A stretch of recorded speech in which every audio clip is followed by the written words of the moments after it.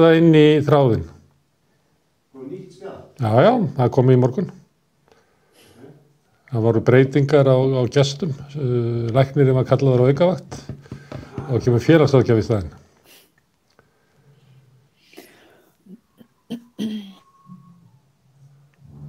Já, og það að breyta textanum í viðburðinum. Hann líka þarna fyrir ofan.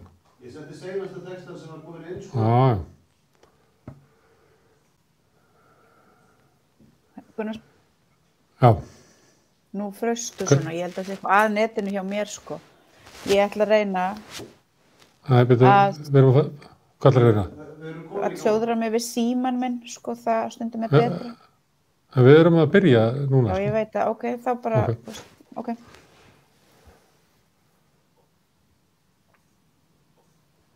Já, velkomin í vinnuskúrin á laugardagsmorgni. Það er 1. maí á morgun. Þetta er ágætlega fyrir vinnuskúrin sem fjallar samfélagsmál út frá svona oft verkalýðsmálum. Hingað koma fólk sem starfar innan verkalýðshreyfingarinnar og öðrum svona almannasamtökum. Hérna á eftir til þess að ræða fréttir vikunnar kemur hérna ágætis fólk. Steinunn Bergmann sem er formaður félagsráðgjafa Félags Íslands. Aðalsteinn Árni Baldursson sem er formaður Framsýnar á Húsavík og Þórarinn Eyfjörð sem er formaður Samhengis. Þau ætla að koma hérna að ræða fréttir til bara viðburðaríkrar fréttaviku. Það er pólitíkin logar á Íslandi þessa dagana. En við viljum að byrja hér með, kannski umdeildustu konu landsins í dag, Sólveig Önnu Jónsdóttir, formanni Eflingar. Vertu velkomin, Sólveig. Takk fyrir. Svona er hægt að kynna þig bara. Segðu mér nú var fundur í vikunni þar sem að lögð var fram tillaga að draga tilbaka hópuppsagnir á skrifstofu Eflingar en sú tillaga var felld. Lítur á að þar með sé svona þeim átökum sem hafa verið á skrifstofu Eflingar eiginlega frá því fyrra sumar eiginlega og enn meira frá því síðastliðið haust að þeim sé þar með lokið og baráttulistin sem að þú leiðir muni geta leitt félagið áfram í þokkalegum friði. Já, ég ætla bara áður en ég svara, þá ætla ég að segja að nettengingin mín, hún er mjög slæm af einhverjum ástæðum, þannig ég byrst afsökunar á því ef að ég einhvern veginn dett út eða frýs. Já, þetta er náttúrulega bara góð spurning og í dag er ég ekki tilbúin til þess að svara henni afdráttarlaust með þeim hætti að já, nú munum við fá frið en ég einhvað síður auðvitað til líkurnar á því þær voru áður en fundurinn var haldinn. Þau sem að stóðu að fundinum og skipulögðu undirskriftasöfnunina hafi skipulögðu undirskriftasöfnunina sem að varð svo til þess að hafi mögulega verið búin að ímynda sér allt aðra niðurstöðu. Ég veit ekki, þetta er bara orðið svo ótrúlega skrítið ástand og það sem ég hef svona mest kannski verið að sliðina daga og svo sem kannski alveg frá því að baráttulistin sigraði í kosningunum 15. febrúar er sú staðreynd að þessar svona almennu leikreglur lýðræðisins sem að gilda almennt þau sem að sannarlega fara í gegnum lýðræðislegar kosningar og bera þar sigur úr bítum eru þá, já, sigurvegararnir. Þessar leikreglur virðast ekki gilda mig eða þannig að við einhvern veginn þurfum að halda á mjög harðvítugum kosningaslag, við þurfum að halda áfram að bara deilum það hvort að réttmætt og hvort að við höfum fengið umboð félagsfólks til þess að stýra félaginu. Þrátt fyrir það að það sé að sjálfsögðu augljóst að svo sé. En ég vona að viðtalið í fréttum sé kannski svona síðustu í fólki sem að getur einhvern veginn ekki sætt sig við að tapa. En já, ég veit það ekki. Við skulum eiginlega bara svona, já, við þurfum svolítið. En mín afstaða auðvitað sú og félaga minna að við höfum sannarlega þetta skýra umboð og við munum bara halda sem að við erum í, en ég reikna fastlega með ýmsum truflunum á þeirri vegferð frá svona hinum fjölbreytta hópi þeirra sem að virðast ekki þrá neitt meira heldur en að sjá okkur mistakast í þessari mikilvægu baráttu. Já, en hvað upplifir þú að þessi átök snúist um? Það líka bara mjög góð spurning. Þau náttúrulega snúast einhvern veginn ekki verkalýðspólitík þegar það kemur að þessum átökum sem eru á milli baráttu-listans og svo þeirra sem að hafa svona reynt að valdarán einhvern veginn inn í stjórninni og svo þá gagnvart umboði okkar til þess að stýra því hvernig vinnustæðurinn er. Það bara einhvern veginn svona meira brútal valdabarátta það, já, bara svona hvernig vinnustæðurinn á að vera og hvort að við höfum heimild til þess að stýra honum og móta svona þá stefnu sem á að vera hann og hvernig þjónustu á hvaða forsendum og svo framvegis veitt þar. En svo auðvitað valdabaráttan svona inn í hreyfingunni, hún punkti og marga síðustu mánuði hafi þetta bara allt blandast saman. Þar auðvitað eins og öllum ætti að vera orðið ljóst núna bara mikil átök í gangi bara, já, hreyfinguna það hverjir ráða þar för, hvaða sýn sett svona á oddinn og hvert stefna skal. Þannig að þetta svona, það þarna margt sem svona spilar saman en á endanum þó einhvern veginn, kannski ekki ótengt en svona, já, margt sem spilar saman en mismunandi forsendur fólks sem að þó hefur svona vilja koma saman í þessum slag svona gegn mér og félögum mínum. En ég geri mig líka grein fyrir því að þetta orðið auðvitað mjög svona langdregið og margt svona sem að hefur dregið til tíðindi einhvern veginn og margir leikendur. Þannig að ég eiginlega komin á þann stað að mér finnst eitthvað erfitt að ræða svona annars vegar sem þjónustu, stofnun, vinnustað og svo framvegis og svo þessari svona pólitísku baráttu sem að einnig í gangi inn í hreyfingunni. Ég veit ekki, ég bara orðin kannski einhver svona þreytt á því að reyna sjálf að svona átta mig á því hvað að gerast og hvert svona fólk ætlar sér að fara með þetta, sko. Má ég þá spyrja það sem að tengist kannski þreytuðinni á þessu, nú ertu búin að vera svona, það heitir ekki að vera milli tannan á fólki í langa tíma, allavega mjög mikið frá því snemma síðastliðið haust, það orðið hálft ár kannski. Hvernig upplifir það? Hvað snýst það? Það vegna þess að þú sért hættuleg manneskja sem að megi ekki hafa völd eða það vegna þess að þú stendur fyrir eitthvað sem hættulegt? Ok, sko, ég hef náttúrulega, þetta búið að vera lengra heldur en einhvern veginn síðasta haust. Fyrir mér þetta þannig að allt frá því að ég var hefur náttúrulega alltaf með reglulegu millibili farið af stað einhver svona vandlætingakór eða einhvers konar svona herferð gegn mér og félaginu baseruð á bara uppspuna á lygum einhvern veginn einmitt svona peninga sem ég eigi að vera ásælast úr sjóðunum og svo framvegis. Það starfsfólk sem að fór í fússi frá félaginu eftir að ég tók við völdum, fékk náttúrulega mánuðum og misserum saman rými í fjölmiðlum til þess að koma þar og sakir Svo náttúrulega þetta nær þetta einhverjum svona trylltum hápunkti núna í vetur og já, ég meina, ég get auðvitað ekki annað en sagt að þessi svona tryllti áhugi fjölmiðla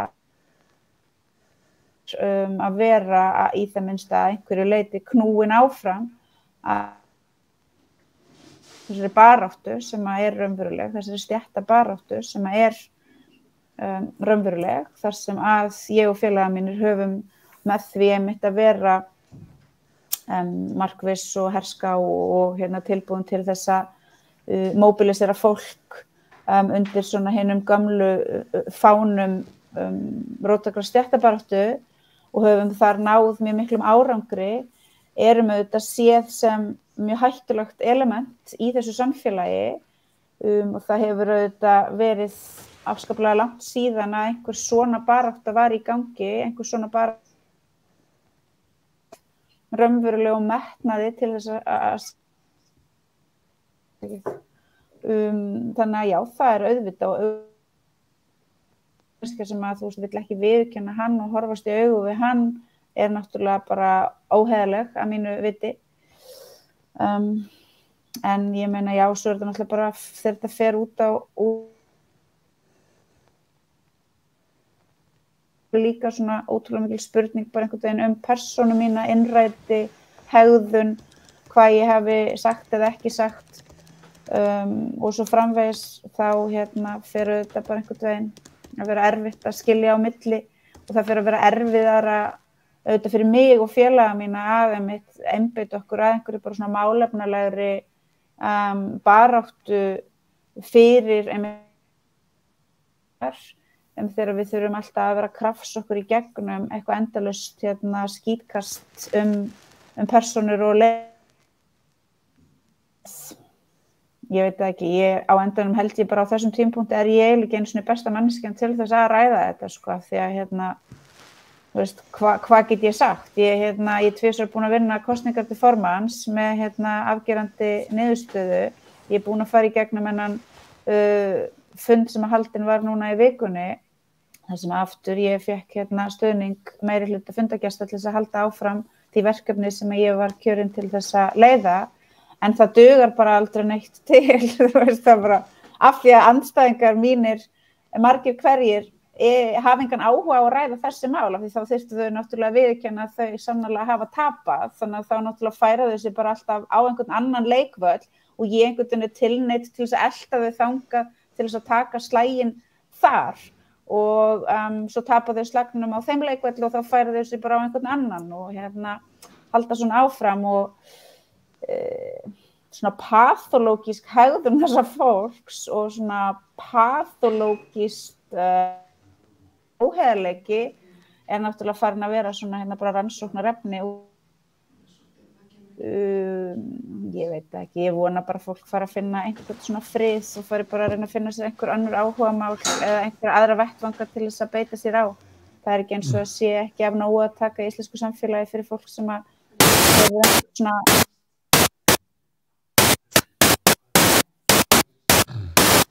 okay, það er eitthvað mjög mikið að gera svona með hljóðið hjá mig. Já, alltaf hjá okkar megin. Ég held þessi ykkar megin, sko.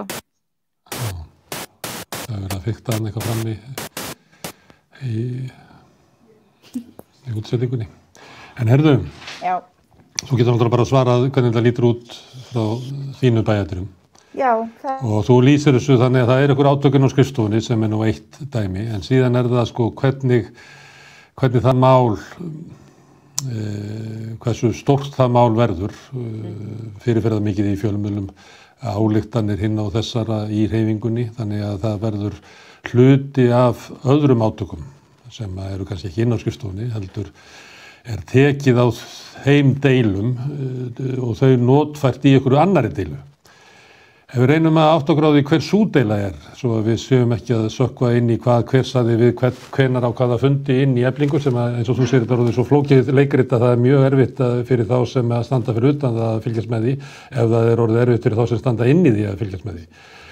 Hvað snýst sú deila sem að þú og baráttulistinn og það fólk sem þú ert að vinna með inn í Eflingu eruð í sem að veldur því að þetta mál verður svona að einhverju stór máli? Sko, geturðu útskýrt aðeins betur hvað þú ert að meina? Ertu þá að meina sem sagt hvernig svona þessi atburðarás inn í Eflingu fer svo inn í svona stóru atburðarásina þá inn í eins og hreyfingunni og það sem tengist Alþýðusambandinu? Þú sagðir áðan að deilurnar inn í Eflingu, að þær hefðu sem sagt spilað inn í stærri deilu. Já, einmitt. Þá er spurning, hver er sú deila?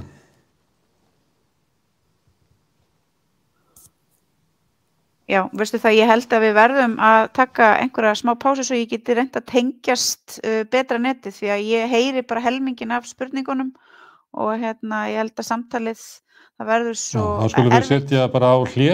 Ok, bara nokkra mínútur.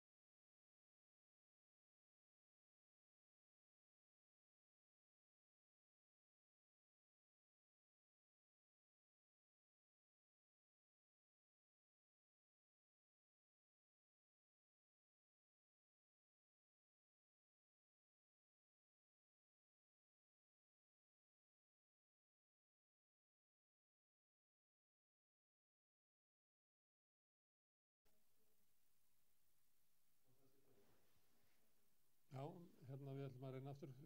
Sólveig, heyrðu í mér? Sólveig, getið þið sett Sólveig inn? Heyrðu í mér, Sólveig? Já, heyrðu þú í mér? Já. Ég var að reyna að koma orðum að því að mér heyrðist þú verið að segja það í upphafi að deilurnar inn í Eflingu hafi síðan tengst öðrum átökum.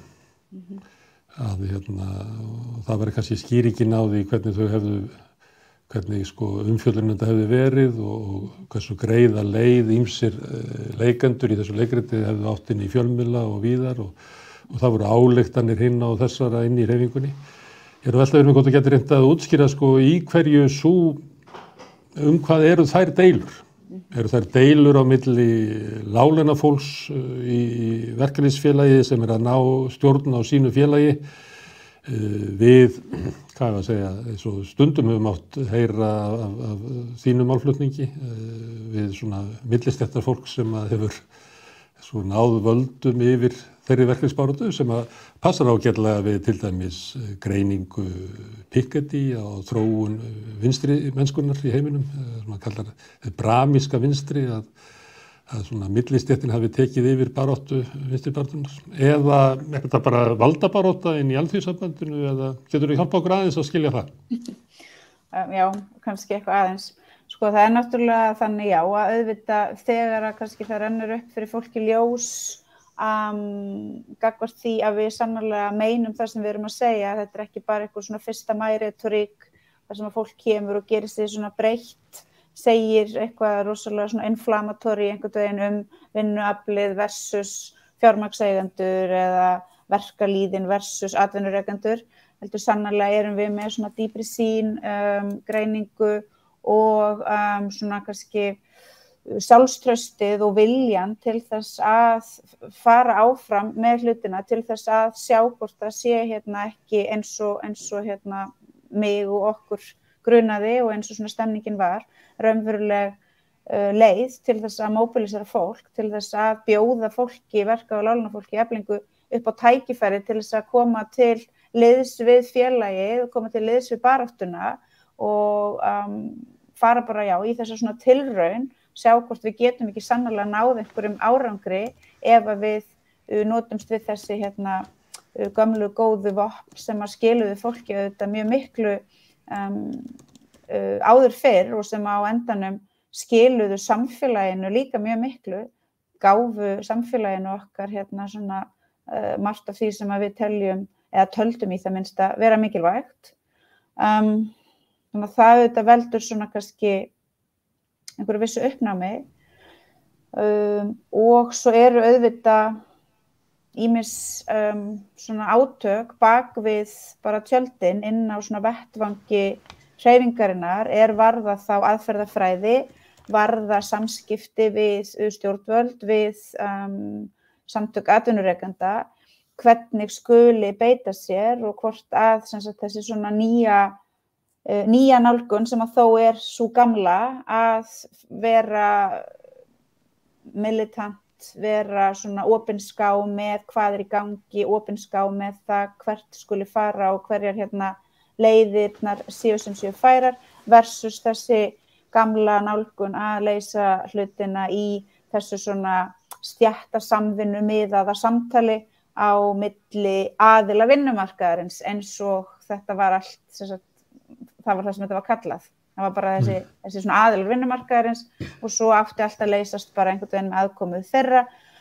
Ég meina eins og ég hef svona reynt kannski stundum eitthvað aðeins að útskýra í einhverjum bara svona statusum eða greinum eða eitthvað. Ég meina þá eru náttúrulega stétta átök augljóslega inn á vettvangi miðstjórnarboðsins innan hreyfingarinnar þar sem að fulltrúar hópa sem að eru bara að engu leyti jaðarsettir eða að engu leyti einhvern veginn illa staddir í samfélaginu heldur þvert á móti eru bara hópar vel launaðs fólks sem að hefur yfirleitt alltaf braðganga að mikilli vinnu og svo framvegis nýtur svona virðingar í samfélaginu, eru mestmegnis Íslendingar, tala íslensku, hafa aðgang þar af leiðandi að svona hinum ýmsu stofnunum íslensk valds versus fulltrúar láglaunafólks, láglaunakvenna, aðfluttsfólks, jaðarsettra hópa og bara ef við horfum svona yfir allan félagahóp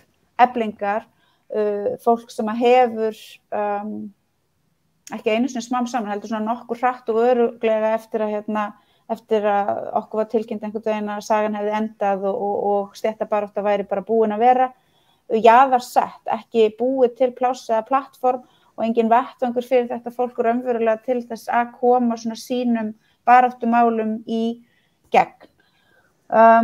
Svo auðvitað þessi mikla svona breyting sem að hefur átt sér stað innan hreyfingarinnar þar sem að annars vegar í VR og svo hins vegar í Eflingu eru komnir nýir formenn, fólk sem að svona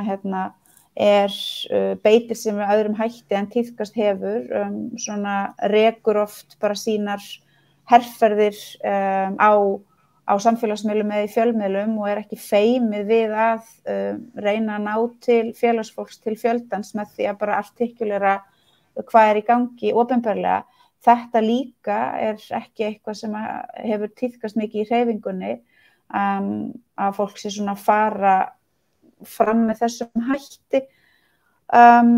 Svo bara auðvitað eru allar þessar svona gömlu deilur innan hreyfingarinnar sem að til dæmis eins og ég bara svona fæ einhvern veginn í fangið og gerð einhvern veginn þáttakandi í bara vegna þess að ég og Vilhjálmur Birgisson til dæmis verðum ágætisfélagar þá ég einhvern veginn allt í orðin líka þáttakandi án þess að vita þó neitt sérstaklega mikið þær deilur, þáttakandi í einhverjum deilum innan starfsgreinasambandsins þar sem að ég svolítið bara svona stimpluð sem einhver óalandi og óferjandi manneskja strax á fyrsta degi sökum vinskapar og svona félagsskapar við hann. Það bara svo ótrúlega margt innan þessar hreyfingar og ég meina öll svona valda fyrirbæri, sérstaklega svona valda fyrirbæri sem eru svona sjálfsnærandi peningamaskína eins og þessi íslenska verkalýðshreyfing eiga það á hættu að sko svona hinn búrókratísku öfl taki bara yfir. Og það ekkert, það gerist ekkert af því að fólk sé einhvern veginn illviljað eða einhvern veginn það sé eitthvað svona ætlist í einhverja slæma hluti, heldur bara eðli málsins samkvæmt. Það verður bara til einhver svona stýristjætt, það verður bara til stigveldi og efst í stigveldinu eru þeir sem stjórna, sem að dvelja bara allan sinn starfsferil meir og minna inn í hreyfingunni, læra þar með allar leikreglurnar, læra hvað í boði og hvað ekki, og svo einhvern veginn gerist það sérstaklega fyrir verka- og láglaunafólki af því að það hefur ekki aðgang að þessum efri lögum stigveldisins, hvorki þarna né annars staðar, að það bara jaðarsest alltaf meira og meira og meira og hefur á endanum lítið sem ekkert hlutverk í einu né neinu. Ég veit það ekki, kannski ég ekki að útskýra þetta bara nógu vel af því þetta bara líka svo, þetta allt svo bara líka, þetta bara að gerast, við erum bara einhvern veginn líka inn í þessari atburðarás, þannig að ég hef nú svo sem oft hugsað mér að ég þyrfti bara að setja þetta allt saman niður á blað, bara svolítið í svona krónológiskri röð frá því að ég kem inn, hvað ég upplifi, hvað gerist, ég held að það geti verið fróðlegt fyrir mig sjálfa og fyrir aðra sem hafa áhuga á þessum málum og kannski reyni ég að finna mér eitthvað tíma til þess í sumar. Kannski skrifaru ævisögu þína í ellinni? Já, eða kannski skrifa ég einhverja áhugaverða grein í sumar, við þurfum kannski ekki að bíða þannig að ég verði gömul. En segðu mér, þessi átök í Eflingu og umfjöllunum það og ályktandi marga, að þetta hefur spilast inn í þessi svona átök inn í hreyfingunni. Heldurðu að þetta mál eigi eftir að veikja ykkur, þau sem að vilja breyta hreyfingunni eða Eflingu, að ítök ykkar inn í starfsgreinasambandinu, inn í alþýðusambandinu og víðar verði minni út af þessum málum? Nei, ég held ekki. Ég held að það hljóti að vera farið að svona raungerast einhvern veginn hjá fólki að við erum mjög öflug og við erum með gott kontakt inn í nægilega stóran hóp félagsfólks sem að vill styðja okkur til þess að við höfum sannarlega umboð. Og ef að fólk bara horfir tilbaka til þess sem hefur gerst á síðustu árum, þá það náttúrulega augljóslega Efling sem að hefur með baráttu getu sinni og einbeittum baráttu vilja knúið í gegn svona þá sigra sem að þó hafa unnist í kjaradeilum. Þannig að nei, ég held ekki. Ég veit auðvitað að deilur og átök geta verið mjög veikjandi bara sökum þess að þau eru svo tímafrek og orka sem ætti að fara í annað óumflýjanlega fer þá í einhvern veginn að reka mál sitt á svona mörgum vettvöngum og vera einhvern veginn alltaf að taka endalaus fæt og svara tilbaka og eitthvað svoleiðis. En mín afstaða líka sú að það alltaf talað einhvern veginn þessa hreyfingu-vinnandi fólks, það megi ekki vera átökin í hreyfingu-vinnandi fólks og þess vegna séum svo veik og eitthvað svona. Ég sem bara fulltrúi verka- og láglaunafólks og ég sem kona sem að seldi aðgang á vinnuaflinu mínu á einhverju viðbjóðslegu niðursettu verði sem að mitt félag hafði samið við atvinnurekendur, segi bara fullum hálsi við bara sjálfa mig og við þig og við félagsfólk Eflingar. Ég meina ef að samstaða innan verkalýðshreyfingarinnar á alltaf að vera á kostnað verka- og láglaunafólks, akkur í ósköpunum ættum við þá í stærsta félagi verka- og láglaunafólks að vilja bara tilheyra þessari hreyfingu. Þannig var það. Samstaðan innan hreyfingarinnar, það einhvern veginn að bátnum væri ekki rugga nema einhvers staðar bak og einhver tjöld, var bara á kostnað láglaunakonunnar, var á kostnað aðflutta verkamannsins, var á kostnað þeirra sem að knýja áfram hjóla atvinnulífsins og sem að halda öllum þessum helvitis umönnunarkerfum uppi. Og ég meina það fólk sem ég tala við, bara fullorðið þroska verka- og láglaunafólk sem að veit mikilvægi sitt, sem að veit út á hvað þetta samfélag gengur, það bara hlær þegar það fer inn í umræðu það hvað þessi hreyfing sé stórkostleg og dásamleg og mikilvæg og hvað það að ósætti í hreyfingunni sé hræðilega skaðlegt. Og þess að það veit alveg sannleikann. Það veit að þessi hreyfing var bara einmitt eitthvað svona sjálfsnærandi skrifstofu virki, þeirra hagsmunir voru löngu komnir einhvern veginn á öskuhauga sögunar og ég meina hreyfingin ef að hún vill ekki vinna fyrir verka- og láglaunafólk, ef hún vill ekki setja hagsmuni verka- og láglaunafólks í fyrsta sæti, akkur heiti þá verka- og láglaunafólk alltaf að vera eitthvað að velta þessu upp úr því að hvað hreyfingin í bátt. Þetta náttúrulega bara, þetta eins og eitthvað svona djók umræðu, þetta ekki sæmandi fullorðnu fólki að vera alltaf að væla yfir einhverju svona rugli. Ok, það hreyfingin hefur ekki þjónað hagsmunum verka- og láglaunafólks, ekki þjónað hagsmunum fólksins inn í Eflingu. Og þá spurningin, hvað ætlar Efling að gera? Hvernig verður stéttabarátta Eflingar á næstu misslum? Hvernig ætlum við að breyta hreyfingunni, breyta félaginu, breyta baráttunni, hvernig það ná árangri? Já, ok.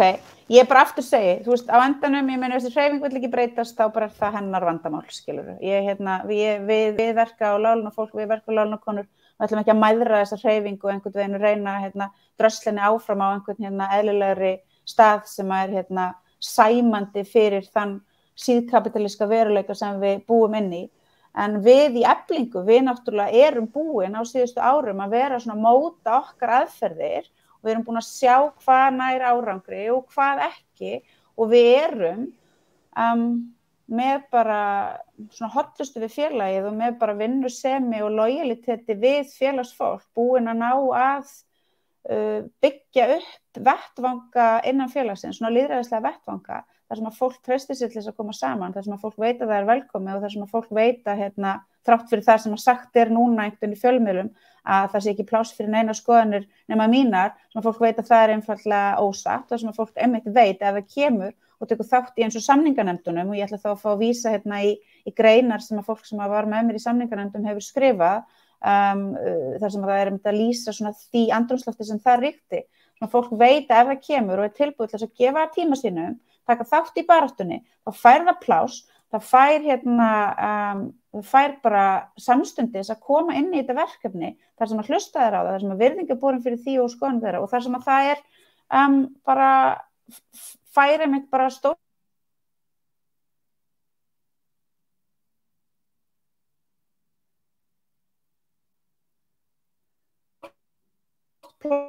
plattform í atvinnurekendanna og ertu þarna? Já, þú ert aðeins út. Það er bara byrst afsökunar, ég veit ekki, það er bara eitthvað net álög á mér. Já, og þar sem að ég bara held það áfram þessu ranti mínu, þar sem að fólk veit þetta og það er komið nógu stór hópur af fólki sem veit að hann getur treyst þessu og veit að þetta er raunverulegt.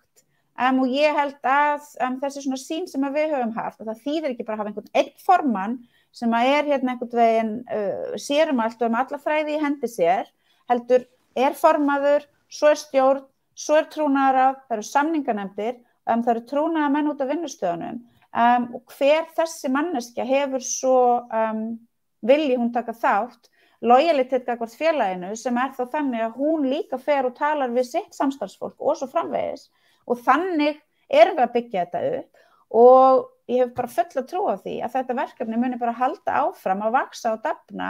Þetta hefur þegar skilað miklum árangri, þetta hefur þegar skilað þeim sem hafa tekið þátt í þessu raunverulegum árangri og samstarfsfólki þeirra sem hafa tekið þátt raunverulegum árangri. Þannig að þetta er það sem við munum halda áfram að gera og þetta er á endanum ekkert flókið.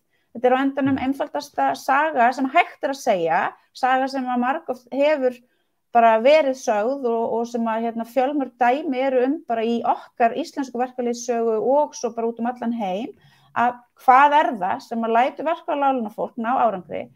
Það er samstaða og það er einhver svona lýðræðislegur vettvangur þar sem að fólk kemur saman, mótar stefnuna, hjálpar hvort öðru að öðlast sjálfstraustið í vinskap og virðingu hvert með öðru svo það geti svo einmitt farið og já, vitandi það er ekki bara einhver einn kall eða einhver ein kettling sem ætlar einhvern veginn að sjá allt bara sjálf, heldur að við gerum þetta saman, við treystum hvort öðru, við hjálpum hvort öðru þegar hlutinir eru erfiðir, en við verjum hvort annað árásum, við stöndum saman og náum árangri og ég bara vona af öllu hjarta að fólk fari líka aðeins að svona horfa og hugsa þessa hluti og haldi til dæmis ekki að sá árangur sem við náðum í baráttunni við borginni hafi bara verið það því ég sé svo mikill vargur eða frekja því það er bara aldeilis ekki svoleiðis. Hann er einfaldlega vegna þess að við vorum mörg og við gáfumst aldrei upp og við hjálpum hvort öðru í gegnum þetta. En þetta aðferðin, en ef ég má spyrja sko kröfurnar, ætlið þið að hækka laun? Já, þetta ætlum að hækka laun. Bara brauð og rósir, skilur. Þetta svo ógeðslega fyndið og líka bara það, þetta eitthvað svona, þú veist, þetta alltaf eitthvað svona, ætla að biðja þetta, ætla að biðja þetta og ef biðja þetta, getið þetta kannski ekki biðja þetta. Það sem við ætlum að ekki biðja heldur það sem við ætlum að krefjast aðgangurinn að vinnuaflinu okkar sem að knýr hér áfram hagvöxtinn og sem að skapar arðinn sem að gerir það að verkum að þetta samfélag rekið, að við fáum af þessu úthlutað í einhverju skynsamlegu samræmi við framlag okkar sem að krefjast þess að skattkerfið sé notað á þann hátt sem á að nota það til endur úthlutunar gæðana vegna þess að við búum vissulega í þessu kapitalíska samfélagi þannig að það þá ekkert nema sjálfsagt og eðlilegt að skattkerfið sé þá notað til þess að taka frá hinum ríku til þess þá að úthluta til þeirra sem að minna hafa til þess að jöfnuður og sanngirni séu tryggð með betra hætti. Svo ætlum við auðvitað að krefjast þess að húsnæðismál alþýðunnar verði tekin föstum tökum og svo verða svívirða sem íslenska valdastétt hefur leyft sjálfur sér að komast upp með að hér sé búið að algróðavæða húsnæðismarkaðinn þannig að hér sé risastór hópur af alþýðu fólki sem að stritar myrkrana á milli og þarf að afhenda 70, jafnvel 80% af ráðstöfunartekjum sínum í vasana á einhverjum öðrum að þetta mannréttinda brot og þetta viðbjóðslega arðrán það hætti og fjölmargt annað. Svo það náttúrulega auðvitað bara aðstæður á vinnumarkaði, þú veist, það launaþjófnaður, það öll hin ýmsu mál sem að mikil vitneskja hefur verið til langs tíma innan hreyfingarinnar en ekki hefur verið einhvern veginn vilji til þess að takast á við með bara virkilega svona massífum og hörðum hætti. Ég sé bara fyrir mér að þetta sé eitthvað, eða ég sé það ekkert fyrir mér, ég veit að þetta allt eitthvað sem við ætlum að berjast fyrir, takast á við og við ætlum ekki að láta soga okkur inn í einhverja fráleita atburðarás sem að snýst það að reisa einhver leiktjöld þar sem að einhvern veginn aðilar vinnumarkaðarins sameinast að láta einhvern veginn eins og þú veist það sé alltaf verið að fiffa eitthvað svona hins en að þetta sé ekki hægt en þetta sé hægt í staðinn, það bara verður ekki þannig. Nú að þú ert að tala svona samstöðu áðan og kröfuna samstöðu að margur gæti ætlað að árangur verkalýðshreyfingarinnar í því að breyta til dæmis skattkerfinu eins og varst að nefna áðan með bæturnar út úr skattkerfinu, húsnæðiskerfinu að það væri háð því að verkalýðshreyfingin mætti samstíga að borðinu í samningum við stjórnvöld. Þú óttast það ekki að ef að róttakari hlutinn fer sína leið að þá verði minni slagkraftur í að ná árangri í þessum svona málum sem að snúa að stjórnvöldum?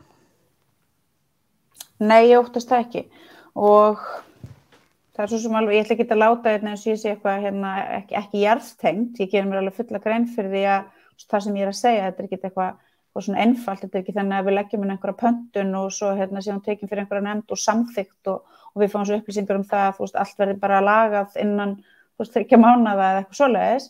En til dæmis hvað varðar breytingar á skattkerfinu, ég meina sá árangur sem ég veit svo sem alveg að margir hafa gagnrýnt sem ekki nægilegan og sem hafa verið jafnvel reynt að halda því fram að hann bara sé engin, ég meina það var þó hægt að fara fram með kröfu það að skattbyrði á lágslaunaðasta fólkið henni yrði aðeins létt krafan sem að hreyfingin fór fram með þá, hún fæddist eftir mikil átök innan Alþýðusambandsins, innan efnahags- og skattanefndar Alþýðusambandsins, þar sem fulltrúar hálaunahópana og svo ég og fulltrúar láglauna, ég og sem fulltrúar láglaunafólksins tókumst á heilan vetur. Þú veist, ég veit bara af því að reynslan hefur sýnt mér það að með bara harðfylgi og með því að gefast ekki upp og með því að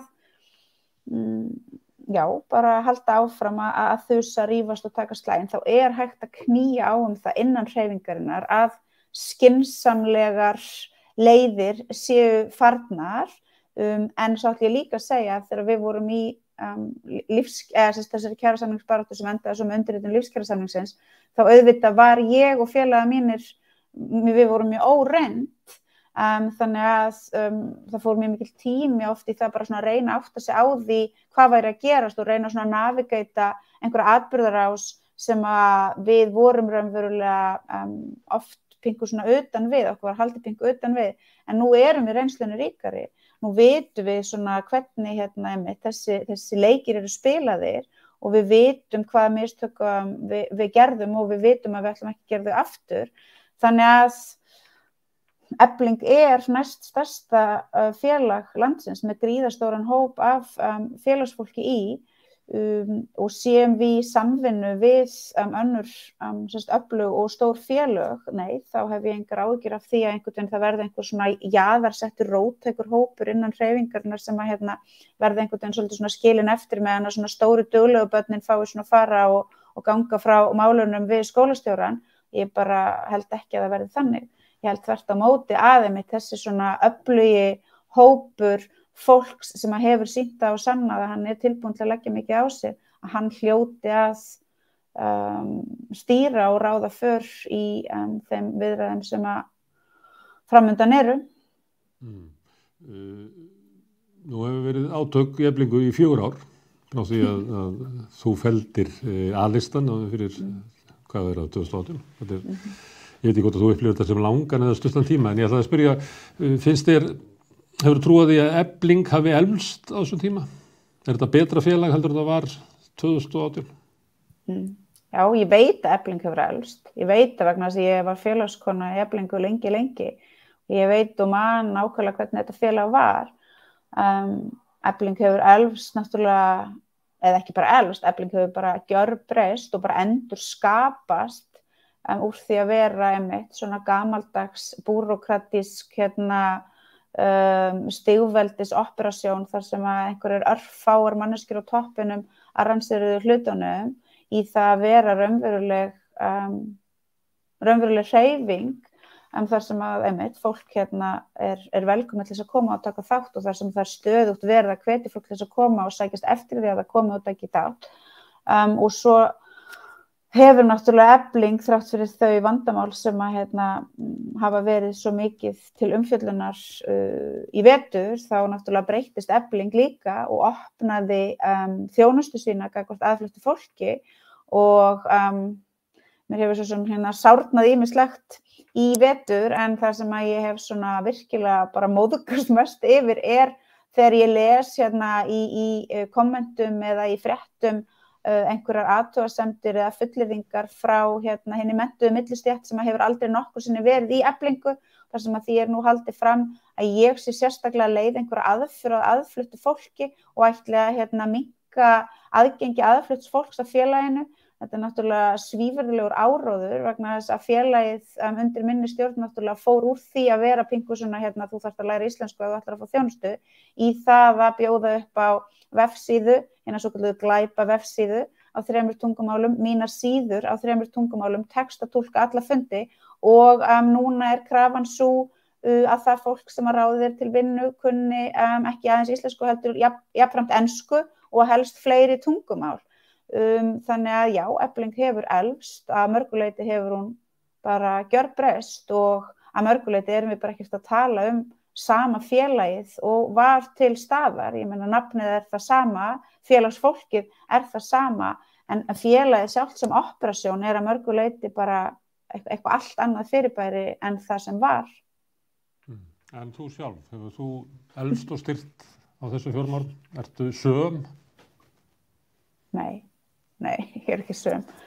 Ég var miklu skemmtilegri. Ég var miklu hressari og bara oft var ég eitthvað bara að grína. Og nú er ég bara einhvern veginn allt önnur manneskja, en auðvitað eins og allt fólk veit, þá maður svo sem alltaf sama manneskja, en ég meina nei, ég er ekki svo sama.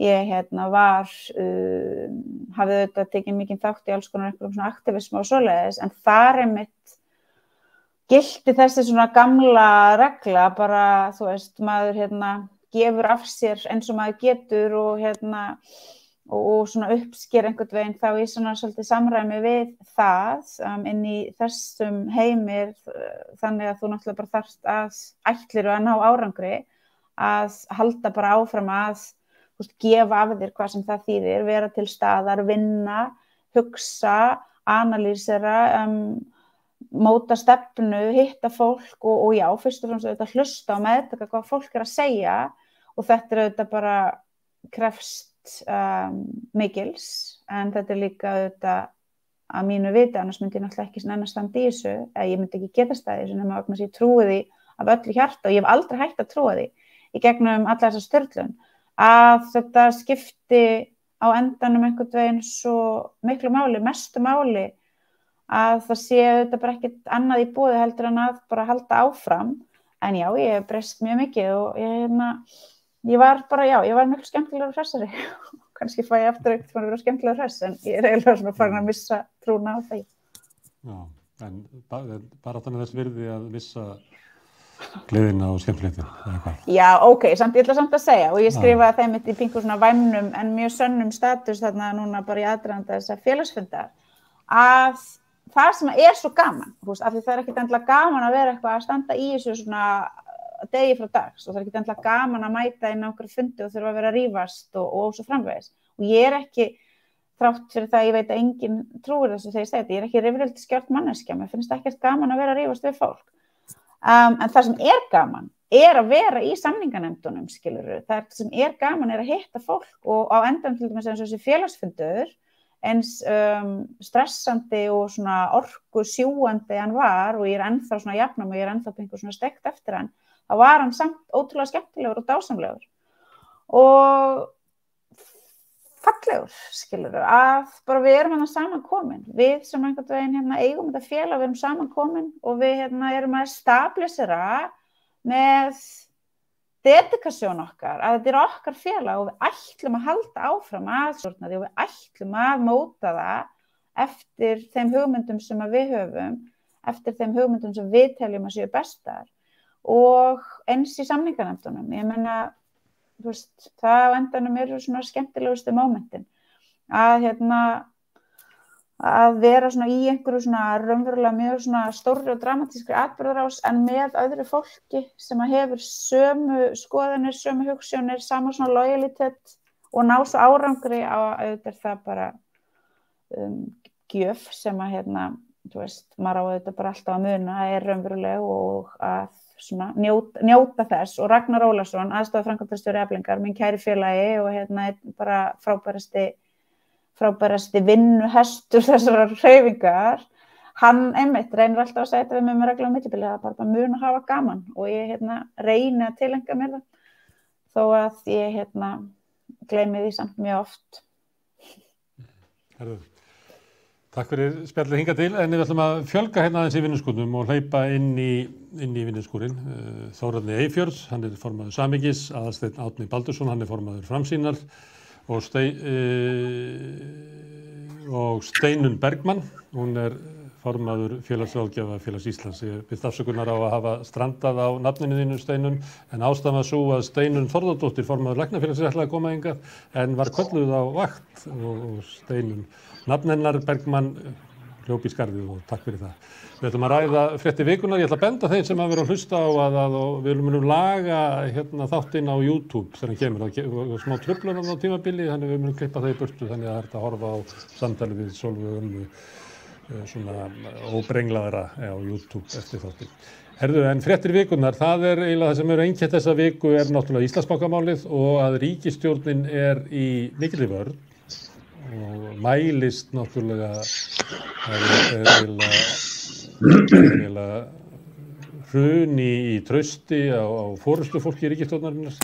Það má merkja mikið fall í fylgi flokkana og síðan þegar er mælt afstaða almennings til Íslandsbankasölunnar að þá kemur í ljós eiginlega fáheyrður munur á milli afstöðu almennings og stjórnanda. Það er 87% eru ósátt við sölu Íslandsbanka og hvernig að henni var staðið, en aðeins 6% eru sátt við það og eru þar leiðandi á bandi stjórnvalda.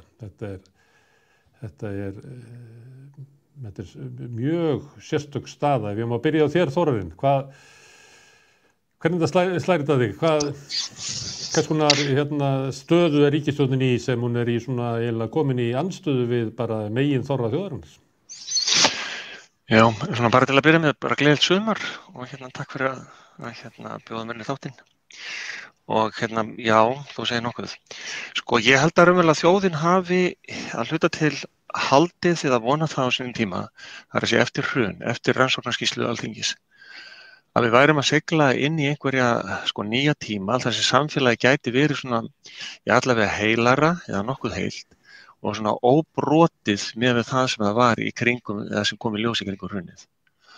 Og ég held að fólk hafi vonað það þrátt fyrir það að það var svona eins og við þekkjum á ákveðnum póstum, að það voru sömu persónur og leikendur á sviðinu eftir sem áður. Ég held þó að kannski verið einhver svona, ótti eða hræðsla við það. Þetta væri nú kannski ekki alveg að takast miðað við svona viðbrögð og orðræðuna, sérstaklega inn á þingi og í samskiptum og í ákvörðun stjórnvalda frá 2008, 2007, 2008 og eftir hrun. Óttu við það að þetta væri nú kannski ekki alveg að takast, að þessi draumsýn það að búa til nýtt samfélag og sanngjarnara samfélag, að það væri ekki alveg myndin sem væri verið að teikna upp. Og það kemur bara á daginn í þessu nú, ekki bara í þessu heldur líka borgunarmálin og fleiri sem eru búin að vera að sjá, að þessi sömu öfl, þessi sömu spillingaröfl sem hafa setið við stjórnvölinn og fengið að leika þar lausum hala, þau eru bara ennþá þarna. Þú veist, það er ennþá verið að gefa pabba sínum banka. Það er ennþá verið að færa þetta út með mjög óskýrum hætti eignir almennings, færa þær að gjöf til svona útvalina, til klíkunar, til vinana. Þetta er allt bara í gangi ennþá. Á sama tíma og það er búið náttúrulega að þrengja, eins og Sólveig fór svo ágætlega yfir áðan, þrengja þeim sem verst eru settir í samfélaginu, bæði launafólki og þeim sem við erum að hlúa að, bæði börnum, öldruðum og öryrkjum og svo framvegis. Og bara sem eitt dæmi þar að það er þessi eyðilegging á möguleikum ungra fjölskyldna og ungs fólks að eignast húsnæði með þessar hraksmánalegu aðferð við að eyðileggja bæði barnabótakerfið og vaxtabótakerfið, sem að við sem eldri erum allavega, ég og mín kynslóð sem hafði ekki mikið milli handana þegar við vorum að byrja og lítið sem ekki neitt, að það kerfi pluss náttúrulega önnur verkfæri eða önnur úrræði hjálpaði til dæmis minni fjölskyldu bara að við gátum komið okkur þak yfir höfuðið. Þannig að samantekið, já, því miður þá held ég það að við sem að vakna upp við það, nei, það sem við héldum, það er ekki að rætast. Það hefur ekki ræst. Þetta er bara sama tóbakið aftur og aftur og aftur.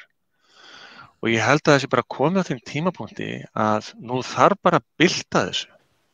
Nú þarf að fara að koma stjórnvöldum hérna á sem að stýra fyrir okkar hönd, kerfin okkar til hagsbóta fyrir almenning.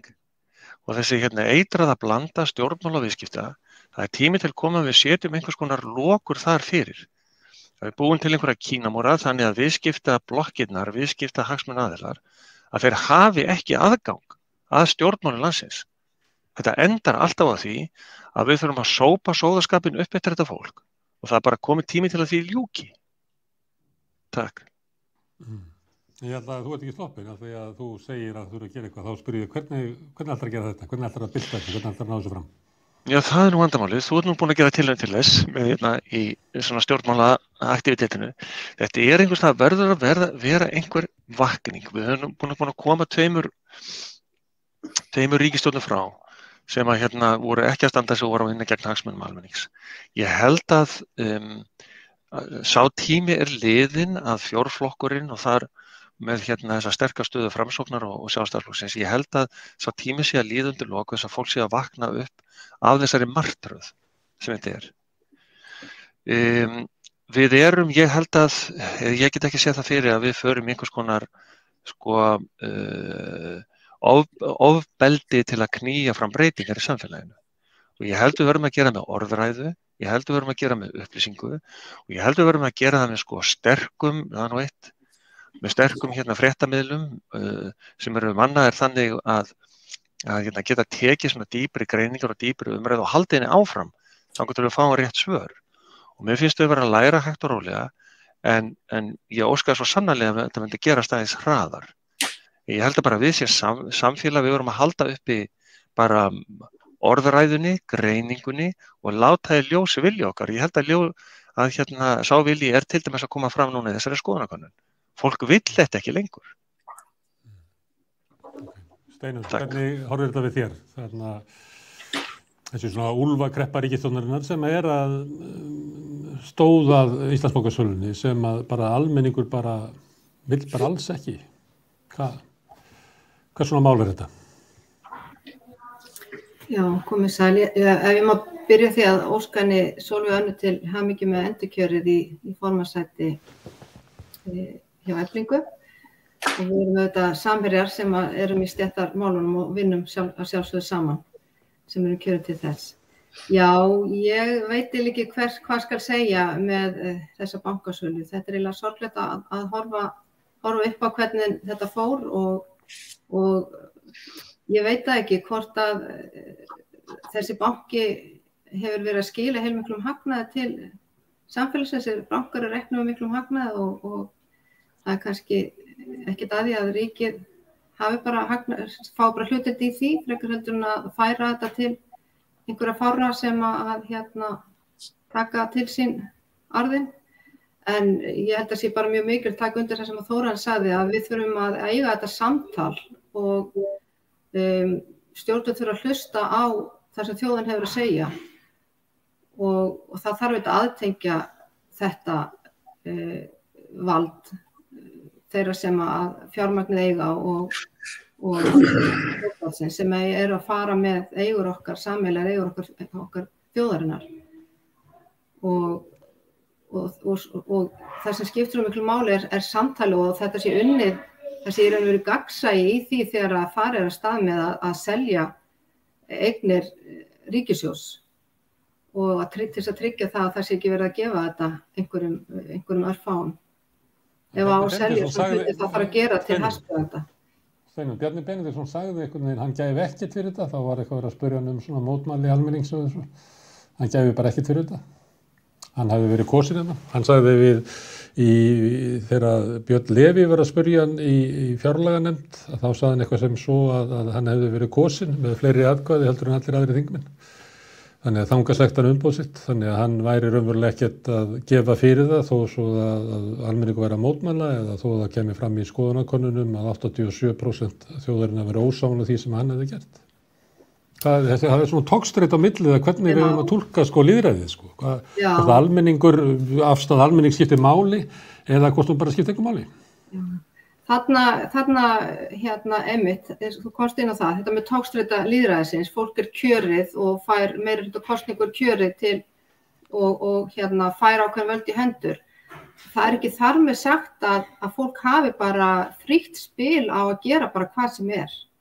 Það þarf að hlusta á þjóðina samt sem áður þó að fólk fái meirihluta kjör. Þetta er bara mjög léleg og ómálefnaleg rök og mér finnst þetta ekki halda vatni að grípa í það að þú ert kjörin með meirihluta atkvæða þá getur þú bara gert þess þér sýnist. Það er ekki þannig. Þú ert að heldur á fjármunum ríkisins sem er í eign okkar þjóðarinnar og það þarf að fara vel með það og ef það er verið að selja eigur ríkissjóðs þá þarf að reyna að koma þeim í öruggar hendur og það þarf að fá hæsta verð fyrir það ef að það er niðurstaðan að það er að selja. En það er ekki á eins manns hendi að ákveða svoleiðis. Þetta þurfa fleiri að koma að og það þarf auðvitað að hlusta líka á það sem þjóðin hefur að segja.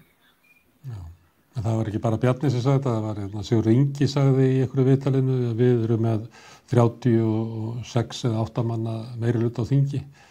Þannig að og vísaði til þess að sama, þannig að það virðist vera, heldur að geti verið þannig að afstaða almennings til lýðræðisins og svo afstaða, stjórnmálastéttarinnar, að það sé ólíkt, að stjórnmálastéttin líti svo á að ef að þú nærð kjöri, að þá ert þú kjörinn og þú ert kjörinn til þess að stjórna og þú hefur traustið á bakvið það og síðan ferðu í kosningar og þá er það dómur kjósenda það hvort að þú fáir umboðið aftur og ef þú ferð umboðið aftur og aftur, ef þú til dæmis í fyrsta sæti sjálfstæðismanna í kraganum, þá ferðu líklega kosningu alltaf aftur og aftur, að þar með ertu raunverulega, þér falið af þjóðinni að stjórna og þú átt ekki að láta skoðanakannanir eða mótmæli eða afstöðu almennings á hverju stundu hafa svo mikil áhrif á þig. Heldur að geta verið bara, það sé bara svo ólíkar hugmyndur virkni lýðræðisins sem að er kannski líka á bakvið þetta mál.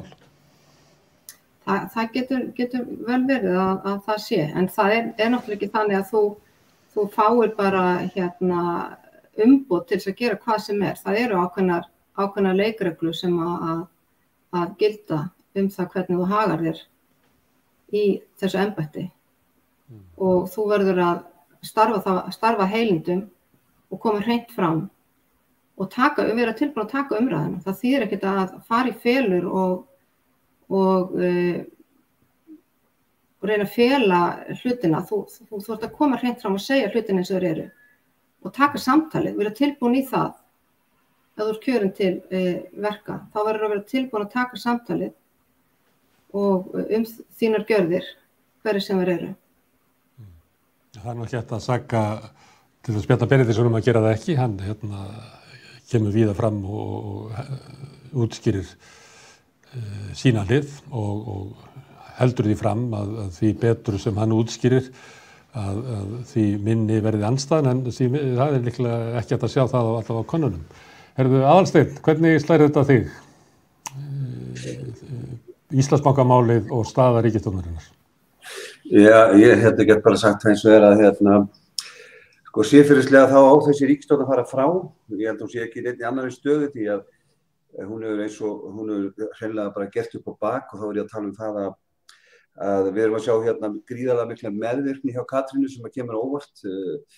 Þannig hún er samsek í þessu, við erum að sjá rasisma í gegnum Framsóknarflokkinn formanninn og síðan erum við að sjá alla þessa spillingu gegnum Bjarna, þannig að fyrir mér á þessi ríkisstjórn að fara frá og ég bendi líka það að menn eru farnir að mæta niður á Austurvöll vikulega til þess að mótmæla þessari gjörðum ríkisstjórnarinnar og ég held að ríkisstjórnin beri að virða þau mótmæli sem hafa komið fram og þetta líka sem hefur komið fram að 87% þjóðarinnar hefur lagst gegn þessari sölu á bankanum og það þýðir ekkert fyrir Bjarna tala það að hann hafi svo mikið vægi, hann sem er mesta atkvæðavægi á bakvið sig allra þingmanna vegna þess að við skulum ekki fara að tala Ísland eins og Norður-Kóreu, þar sem einn maður sem stjórnar öllu og þannig að við skulum vona að við séum ekki að verða Ísland sé ekki að verða einhver önnur Norður-Kóreu, þannig að allt í kringum þetta er skelfilegt og það hefur við hæfi að eitt af þessu fyrirtækjum eða félögum sem keyptu í Íslandsbanka heitir Bananalýðveldið,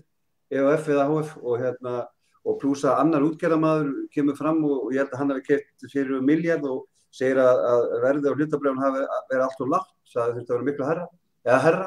Þannig að þetta eru mistök ofan á mistök og ég, ef við ætlum að breyta Íslandi eitthvað og að þá finnst mér að þeir stjórnarflokkar þeir flokkar sem stjórnar landinu í dag ætti að hafa vitað því að slíta þessu stjórnarsamstarfi og menn þurfa að stokka spilin upp á nýtt.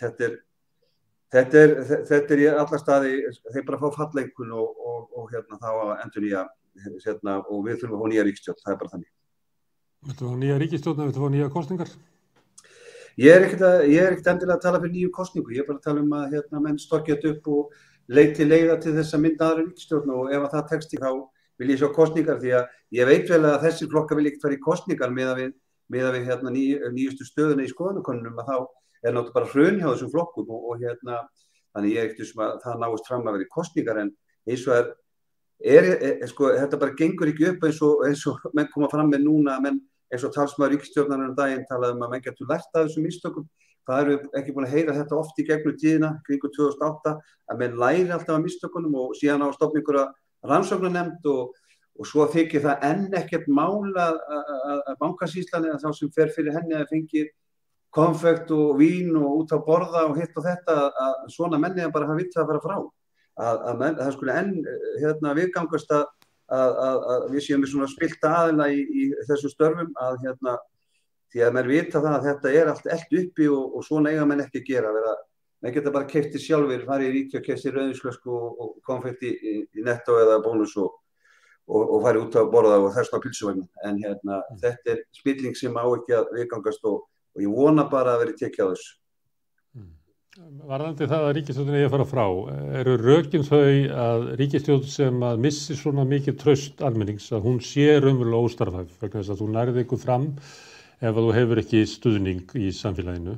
Er það rökin?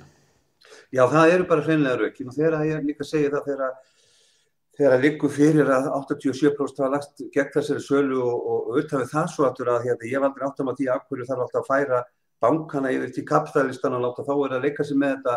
Ég fór flattaði 2008, ég hef alltaf talað að einstaklingarnir geti rekið hlutina en ekki ríkið en það nú búið að sýna sig og sanna í gegnum tíðina að það sem að skaðan mestur, þar eru það sem kapitalistanir með enga framtæki fá að leika lausum hala og þetta var dýrt fyrir okkur 2007-08 og við skulum ekki endurtaka það. Þannig að en svarið við spurningun einmitt þetta, að það bara, þetta eru það mikil mistök og ég þá að horfa á sko allt máli heild sinni meðvirknina hjá Katrínu, rasismann hjá formanni formanni Framsóknarflokksins og spillingunni kringum Bjarna. Þetta er vond blanda og mér hugnast hún ekki. Sólveig Anna, hvernig líst þér á stöðu ríkisstjórnarinnar? Já, ég ætla að viðurkenna og það er skrítið fyrir mig að viðurkenna að ég hef ekki náð að fylgjast jafn ótrúlega vel með þessu máli eins og ég hefði gert undir svona kannski aðeins eðlilegri kringumstæðum en ég held ég geti nú bara eiginlega tekið undir flest það sem að hann Aðalsteinn var að segja og vil þá líka bara fá að bæta við það að það á bara einfaldlega ekki að selja eigur ríkisins. Ég meina það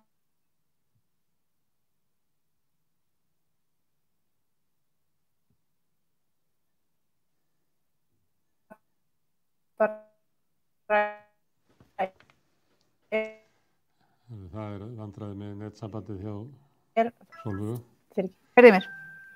Já, nú heyrðu við þér. Ég biðst afsökunar, þetta er eins og ég sé bara í einhverju öðru annarri vitt. Ég bara biðst forláts.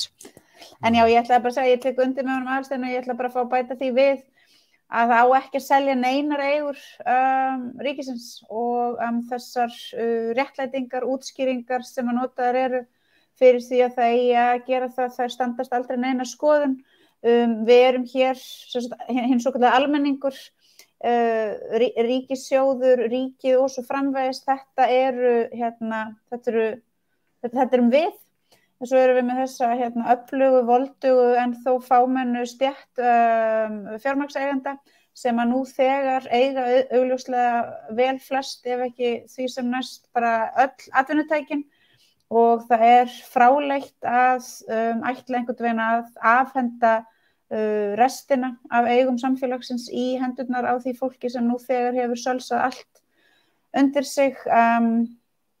Þetta er heimskuleg aðferðafræði, hún hefur löngu sýnt sig og sannað sem skaðvaldur, sem meinsemd í samfélaginu okkar og við eigum auðvitað bara að hafa hugrekki til þess að hafna henni alfarið.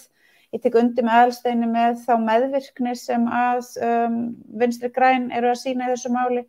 Það eru auðvitað bara ábyggilega sárast fyrir þau sjálf að vera í þessari stöðu og fyrir kjósendur þeirra og þaðan náttúrulega hlýtur að koma einhver pressa það að mikil uppstokkun eigi sér stað þarna í þessari ríkisstjórn.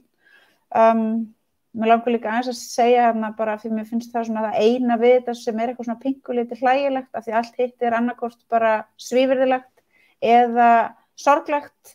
Það er þetta með gjafirnar og við öll á þessu landi sem að komast í gegnum þennan óbærilega síðasta vetur með því að horfa á verbúðina. Okkur hlýtur einhvern veginn öllum að hafa verið svo mikið hugsað til þeirra þátta og ég einhvern veginn sá þessa gjafir svona fyrir mér sem einhver svona rosalega fín vín, einhver 200.000 króna rauðvínsflöskur og 100.000 króna viskíflöskur, en svo sé ég alltaf fyrir mér bara eitthvað svona mega basic íslenskt konfekt og ég sé það fyrir mér svona vera að drekka eitthvað ógeðslega dýrt útlenskt vín en borða samt bara alltaf sama gamla nóa nóga konfektið, sko. Þannig að ég veit það ekki. Það kannski asnalegt að hlæja að því að það séu virkilega svo ógeðslega miklir pleppar sem að séu að arransera þessum hlutum. Því að þetta endanum það ekki einu sinni fyndið, en það var samt eitthvað svona pingulítið comic relief allavega fyrir mig að sjá þetta svona fyrir mér. En já, ég bara ég vona að þetta moment geti raunverulega gert það sem að hér var kannski svona verið að ræða fyrir í svona þessu samtali sem hann Þórarinn var að segja, að þetta verði svona til þess að við í alvöru náum núna loksins að draga einhver svona raunveruleg mörk sem að við getum sameinast að ekki megi fara yfir. Það var hluta af mútunum voru flugeldar. Það rifjaðist upp fyrir mér að þegar ég var ungur að vinna á DVF, að þá kom einhverjir, ég held að það bara verið skátarnir eða eitthvað, og dreifðu flugeldum svona inn á skrifstofunar meðal annars inn til Jónasar Kristjánssonar. Og svo þegar hann verið í mat eða eitthvað, svo hann kom tilbaka þá tók hann flugeldana og hendi þeim svona, ég held að það verið 30 metrar eftir svona gangi sem er svona vinning sem að maður hefur að fólk þiggur aldrei neitt. Ef þú ert í einhverju svona stöðu þá bara þiggur ekki neitt, ekki flugelda, ekki stjörnublis, ekki rauðvínsflösku, ekki máltíð, og bara þiggur ekkert því að þannig eru leikreglurnar. Herðu, en Þórarinn, þú segir að breyta þessu. Ef ég fór að hugsa að Framsóknarflokkurinn og Sjálfstæðisflokkurinn eru búin að vera í ríkisstjórn síðan 1995. Sjálfstæðisflokkurinn, og ef að þetta kjörtímabil klárast, þá er þetta 30 ára tímabil og þá væri Sjálfstæðisflokkurinn bara frá ríkisstjórn í 4 ár af 30. Það er búin að vera í ríkisstjórn í 26 ár. Og Framsóknarflokkurinn í 23 ár. Það er sem sagt hrunstjórnin og hinn skamlífa ríkisstjórn Bjarna Benediktssonar sem að Sjálfstæðisflokkurinn hefur umfram Framsóknarflokkinn. Ef maður verið að horfa á þetta bara svona langt í burtu úr sögunni, þá myndi maður líta á þetta sem tímabil pólitísks stöðugleika. Þarna hefði þjóðin valið það að Sjálfstæðisflokkur og Framsóknarflokkur stýrðu Íslandi meira og minna í samvinnu, tæki stundum með einhverja aukaflokka ef á þyrfti að halda. En já, að það hefði bara verið tiltölulega mikil sátt að þessir flokkar leiddu Ísland. Þú lýsir þetta allt öðruvísi, þú lýsir eins og stjórnvöld séu í andstöðu við megin hluta almennings og það hefur svo sem verið mælt, það er ekki bara í bankasölumálinu, heldur í kvótamálinu, í uppbyggingu heilbrigðiskerfisins og alls konar svona hlutum að stjórnvöld hafa verið í andstöðu. Hvernig getur útskýrt þetta fyrir mér? Ef að það er svo að almenningu vill fara eitthvað en þessi flokkar og stjórnvöld vilja fara eitthvað annað, af hverju breytist ekkert raunverulega í 30 ára á Íslandi? Ég held kannski að mörgu leyti þá hafi ýmislegt breyst, en við sjáum bara þegar við lítum á söguna alla brestina. Aðeins þetta með lýðræðið og þetta lýðræðislega umboð. Pólitík gengur ekki út á neitt annað heldur en að reyna að skipta gæðum samfélagsins með sem jöfnustum hætti. Þetta er bara einhvers konar jafnaðarmennsku hugmynd það að við erum öll saman í þessari baráttu og við eigum að vera öll á sama báti og með samskonar árar þurfum að róa þessu skipi. Þetta finnst ekki öllum. Sumir líta á samfélagið sem tækifæri til að græða. Það er að segja græða á hinu, græða á samfélaginu og græða á okkur samfélagslegum eigum. Og ég tek svo heilshugar undir það með Sólveig Önnu að það var aldrei að selja ríkiseignir. Bara aldrei. Af því markmið er alltaf það að koma eigum ríkisins á sem lægstum prís í hendur þeirra sem munur síðan að græða á almenningi. Og það er til dæmis ef að það þessi lagasetning sem Sjálfstæðisflokkurinn stóð að og undirbjó í yfir mjög langt tímabil, það er að segja að komast yfir eignir sparisjóðanna, sem nota bene var bara eign samfélagsins það sem að sparisjóðarnir voru að vinna. Ef það hefði ekki tekið þessum tíma að þá ættu við væntanlega þessa sjóði ennþá. Þá hefði hrunið ekki orðið svona óskaplegt. Og þessi peningar náttúrulega allir sjóðarnir þar hurfu. En á hverju gerist þetta? Þetta er einhvers konar, ég held að, ég veit ekki hvort það sé einhver veila eða hvort að við séum svona klofin persónuleiki Íslendingar í það heila. En í öllum samræðum, alls það sem er í einhver svona félagslegu samhengi, hvort sem það er sko innan fjölskyldunar eða í áhugamálunum eða vinahópurinn eða bara á vinnustaðnum, að þá eru allir að tala um það sama. Það er að segja að samfélagið fúnkeri ekki eins og við gætum látið það fúnkera. Að virknin er ekki betri heldur hún er. Og hún er ekki betri heldur hún er vegna þess að stjórnmálastéttin, það er að segja þessar stofnanir, flokksstofnanir fyrst og fremst, þau eru með eitthvað agenda sem gengur út á það að hluta að minnsta kosti að reyna að koma málið þannig fyrir að einhverjir fá að græða meira á samfélaginu heldur aðrir. Og svo er þetta lýðræðislega umboð. Gleymi því ekki að, að það var Bjarni Benediktsson sem kynnti þetta frábæra hugtak pólitískur ómöguleiki um árið. Og núna nýverið sagði hann að þjóðaratkvæði, til hvers að fara í þjóðaratkvæði? Ef að niðurstaðan er svo að ráðandi stjórnmálaflokkum, að þeim líkar ekki niðurstaðan á þinginu, nú til hvers þá að fara í þjóðaratkvæði? Það verður ekki gert með málið. Það er að segja vilji þjóðarinnar verður hafður engu, eins og verið hefur. En ég held að þetta sé sko umræðan í samfélaginu sem hann tekur þátt í á svona sem breiða grunni, og nota bene, nú er ég ekki gestur inn í klíkum sko fjármála elítunar, það er kannski einhver önnur umræða sem þar svo fram, en bara umræðan meðal almennings er að við getum gert miklu betur, og ég held að það sé bara akkurat þannig, við getum og eigum að gera miklu betur, og við höfum að læra af þeim breytingum sem við erum búin að vera að gera á samfélaginu síðastliðin 30 ár, sem dæmi. Það er nú ekki langt síðan, alls ekki svona 2-3 vikur, þegar varum við að ræða það ég hlustaði á nokkuð þátt í útvarpinu, þar sem við erum að fjalla aðstæður í svona smærri byggðum landsins, og þegar maður setur það í samhengi við það hvernig sko auðs uppsprettan, það er að segja kvótakerfið, hvernig kvótakerfið ryksugaði burt allar svona fjármagnspípur eða helstu fjármagnspípur inn í samfélagið. Þannig að útgerðin hvarf, fiskvinnslan hvarf og svo framvegis. Að þá erum við að tala um það að í mörgum þessara plássa eru 10% barna undir umsjá barnaverndarnefnda. Og svo hafa líka komið frá rannsóknir sem sýnir það að heilsufar ungmenna á svona í dreifðari byggðum, og þá tengi ég það allavega við þessa umfjöllun bæði fjármagn og erfiðleika, að sem sagt heilsufar þessara ungmenna sé líka víða bábornara heldur en ætla mætti, og líka í samanburði við samfélag þar sem að fjármagnið er ennþá streymir inn. Sko ég held að sé komin tími til, og ég held að hljóta að fara að gerast að við sem samfélag við förum að opna augun og bara spyrja, býtu, hvað erum við að gera? Við erum fámenn þjóð í mjög stóru landi og það kostar mikið að halda upp í þeim lífsgæðum á svona, hvað við segja, bara í þessari stærð sem við hugsum. Og við gerum það bara saman, og við myndum gera svo miklu betur að ef að sameiginleg auðæfi þjóðarinnar og sameiginlegar eigur, ef að skiptingin verði jafnari, og það kemur öllum til góða. Og við erum að fara að brjóta þetta niður. Við erum að brjóta niður þetta gríðarlega ójafnvægi og óréttlæti í samfélaginu með því að skipta betur og jafnar upp. Og það er, þú talar um þessu 30 ár, þetta er nú kannski... Má ég aðeins trufla?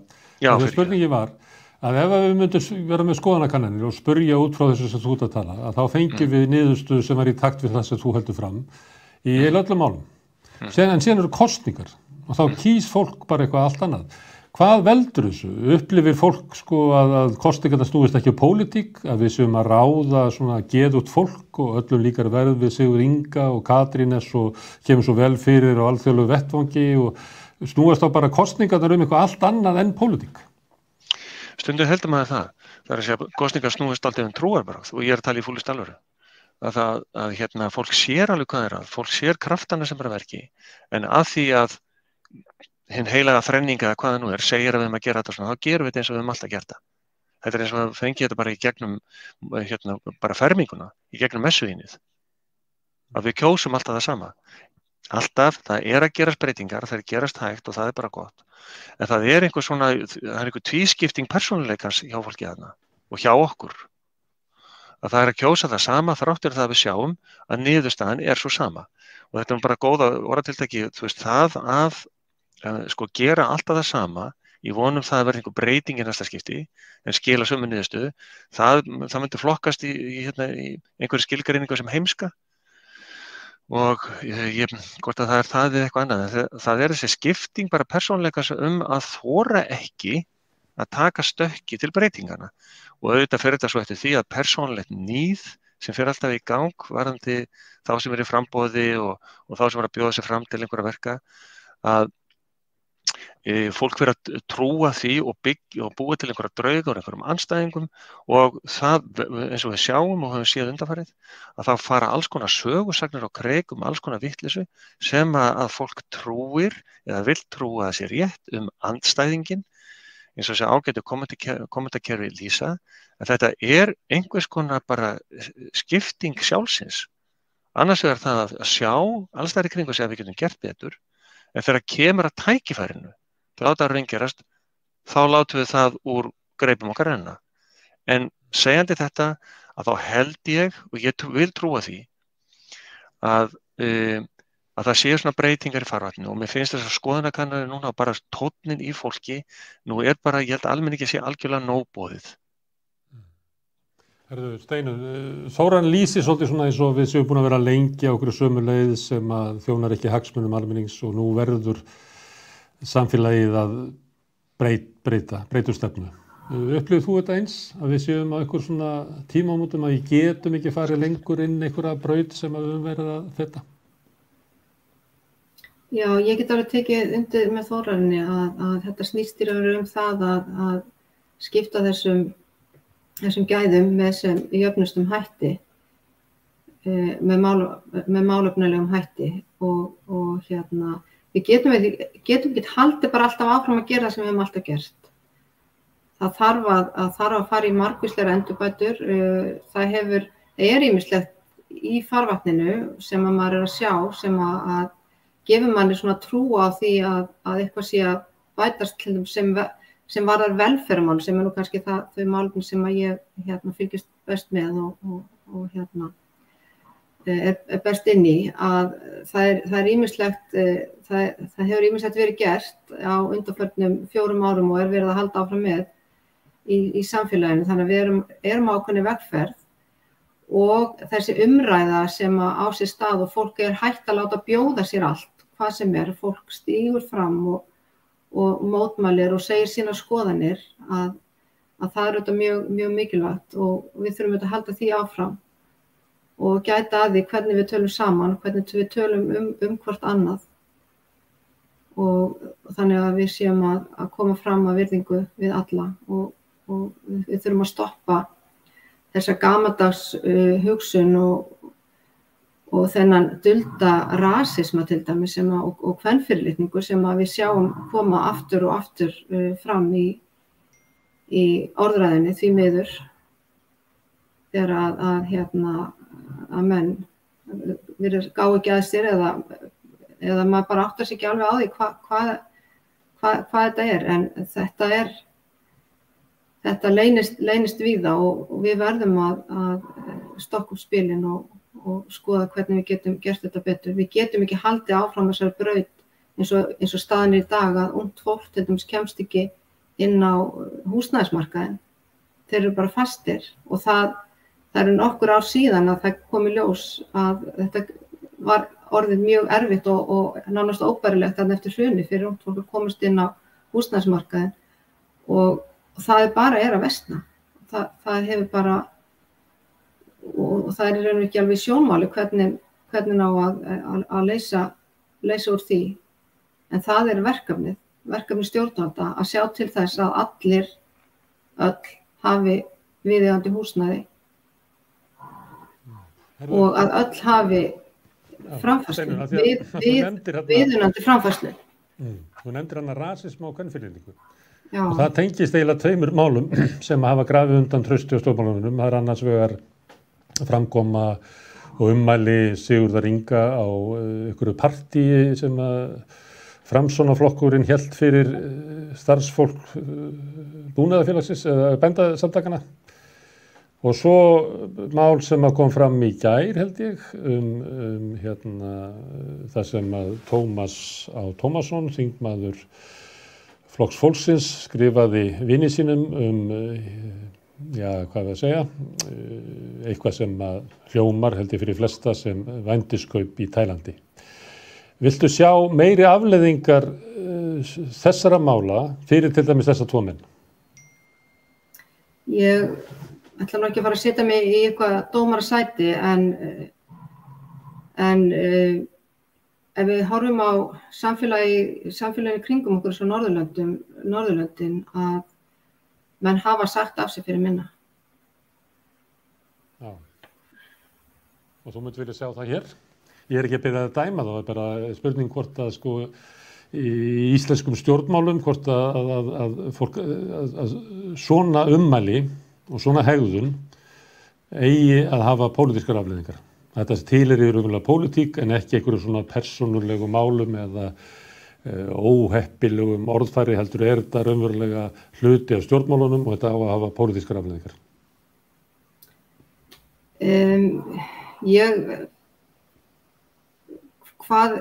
Hvað pólitík og hvað pólitík? Þetta þetta átt að sjá því nákvæmlega hvað liggur á baki, en svona klaufalegt í sko bestafalli klaufalegt orðfæri. Það er ómögulegt að maður getur ekki gefið sér í raun og veru hvað liggur þarna að baki, en það gefur þetta vísbendingar það að viðhorf viðkomandi einstaklings klaufalegt orðfæri. Má ég leggja þetta fyrir þig, Aðalsteinn?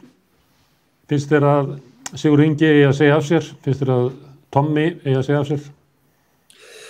Það sem ég ætla að segja fyrst og fremst það að spillingaráin á Íslandi ansi há. Menn komast upp með hitt og þetta á þess að þurfa að gjalda fyrir það og eins og ég nefndi á þá það mín skoðun að þessi ríkisstjórn eigi að fara frá og ég nefndi því sambandi þá rasisma, meðvirkni og spillingu og svarið er því já, að mér finnst að menn eigi að axla svona ábyrgð og þá spilir það bara inn í það að þessi ríkisstjórn fari frá. En varandi Tomma? Já, þetta sko, ef að satt reynist og sem að hefur komið fram í fjölmiðlum þá finnst mér rétt að honum að stíga til hliðar, því að það er náttúrulega sérstaklega þessu hvað hann í gangi og það reynir sér ekkert og ég held að því að Flokkur fólksins hefur verið að tala um að vilja breytingar og boða nýja pólitík að ef að menn alltaf ekkert að gera þessu máli þá er bara Flokkur fólksins að stimpla sig bara inn með hinum spillingaflokkunum að vera bara í sömu í sama dilk með þeim, þannig ég held að Flokkur fólksins standi fram fyrir því að taka ákvörðun að hann stígi til hliðar. Svo annað rasismi og kvenfyrirlitning er stórt vandamál í samfélaginu. Eiga þessi stjórnmálamenn að axla ábyrgð á gjörðum sínum og orðum og víkja af einu pólitíska sviði? Sko ég veit ekki þegar það er sagt eitthvað svona að í öðrum löndum myndi menn hafa sagt af sér, það má vel vera að þeir hafi sagt af sér, en vandinn sem að við stöndum frammi fyrir þegar við horfumst í augu við kerfisbundin rasisma og kerfisbundna kvenfyrirlitningu, hann verður náttúrulega augljóslega aldrei leystur með því að þeir sem einmitt tala af sér koma upp einhvern veginn sig og skoðanir sínar segja af sér. Við þurfum að ráðast að rótum vandans og það gerum við einmitt ekki með því bara einhvern veginn að cancela fólki eins og það er kallað, heldur að ákveða hvað við sem samfélag erum tilbúin til þess að sætta okkur við og hvað ekki, og ég meina það að pólitíkusar haldi áfram að vernda kerfi til dæmis eins og þau kerfi sem hér eru við lýði og snúa að móttöku flóttafólks sem er brúnt eða svart á litin, þú veist þessir stjórnmálamenn vaki svona yfir þessum kerfum en læri að þeir megi ekki segja viss orð og þurfa svona að passa sig. Hvað græðum við á því? Hvað varðar þingmann flokks fólksins og þau orð sem eftir honum eru höfð og hans hegðun í fjarlægum löndum, þá bara einfaldlega finnst mér þetta svo viðurstyggilega ógeðslegt að ég bara varla afber að tala það og hvernig einhvern veginn svona afstaða fólks verðist svona skiptast í það að svona vera einmitt á þeim stað að fordæma þetta, finnast þetta til skammar og svo einhvern veginn þannig að þú veist þetta sé bara svona partur af því sem að menn og fólk gerir er náttúrulega sorglega að mínu viti, auðvitað eigum við öll að vera sammála það að þetta bara fyrir neðan allar hellur en einhvern veginn það hvort að það sé einhver lausn fólkin í því að menn segi af sér komist upp þá. Ég held allan að við eigum ekki að ímynda okkur að það sé þá lausnin, það er þá bara lausn á einhverjum einum manni og hans hegðunar vandamálum eða hugsunum og eftir standa þá kerfislægu vandamálin. Ég veit ekki, ég held að þú veist, ef að við svona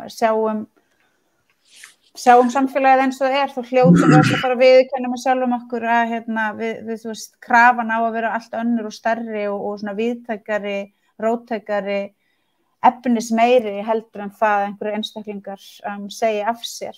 En mér langar aðeins bara því mér finnst bara mikilvægt að koma því að því að ég held kannski fullt fólk hefur ekki séð það bara svona í ljósi þess sem að Þórunn var að segja með svona hinn félagslegu vandamál sem að stöðugt verið að flytja fregnir af og tengjast auðvitað fjársveltu velferðarkerfi og svo þeim skertu kjörum sem að hópi fólks er gert að lifa við í þessu samfélagi.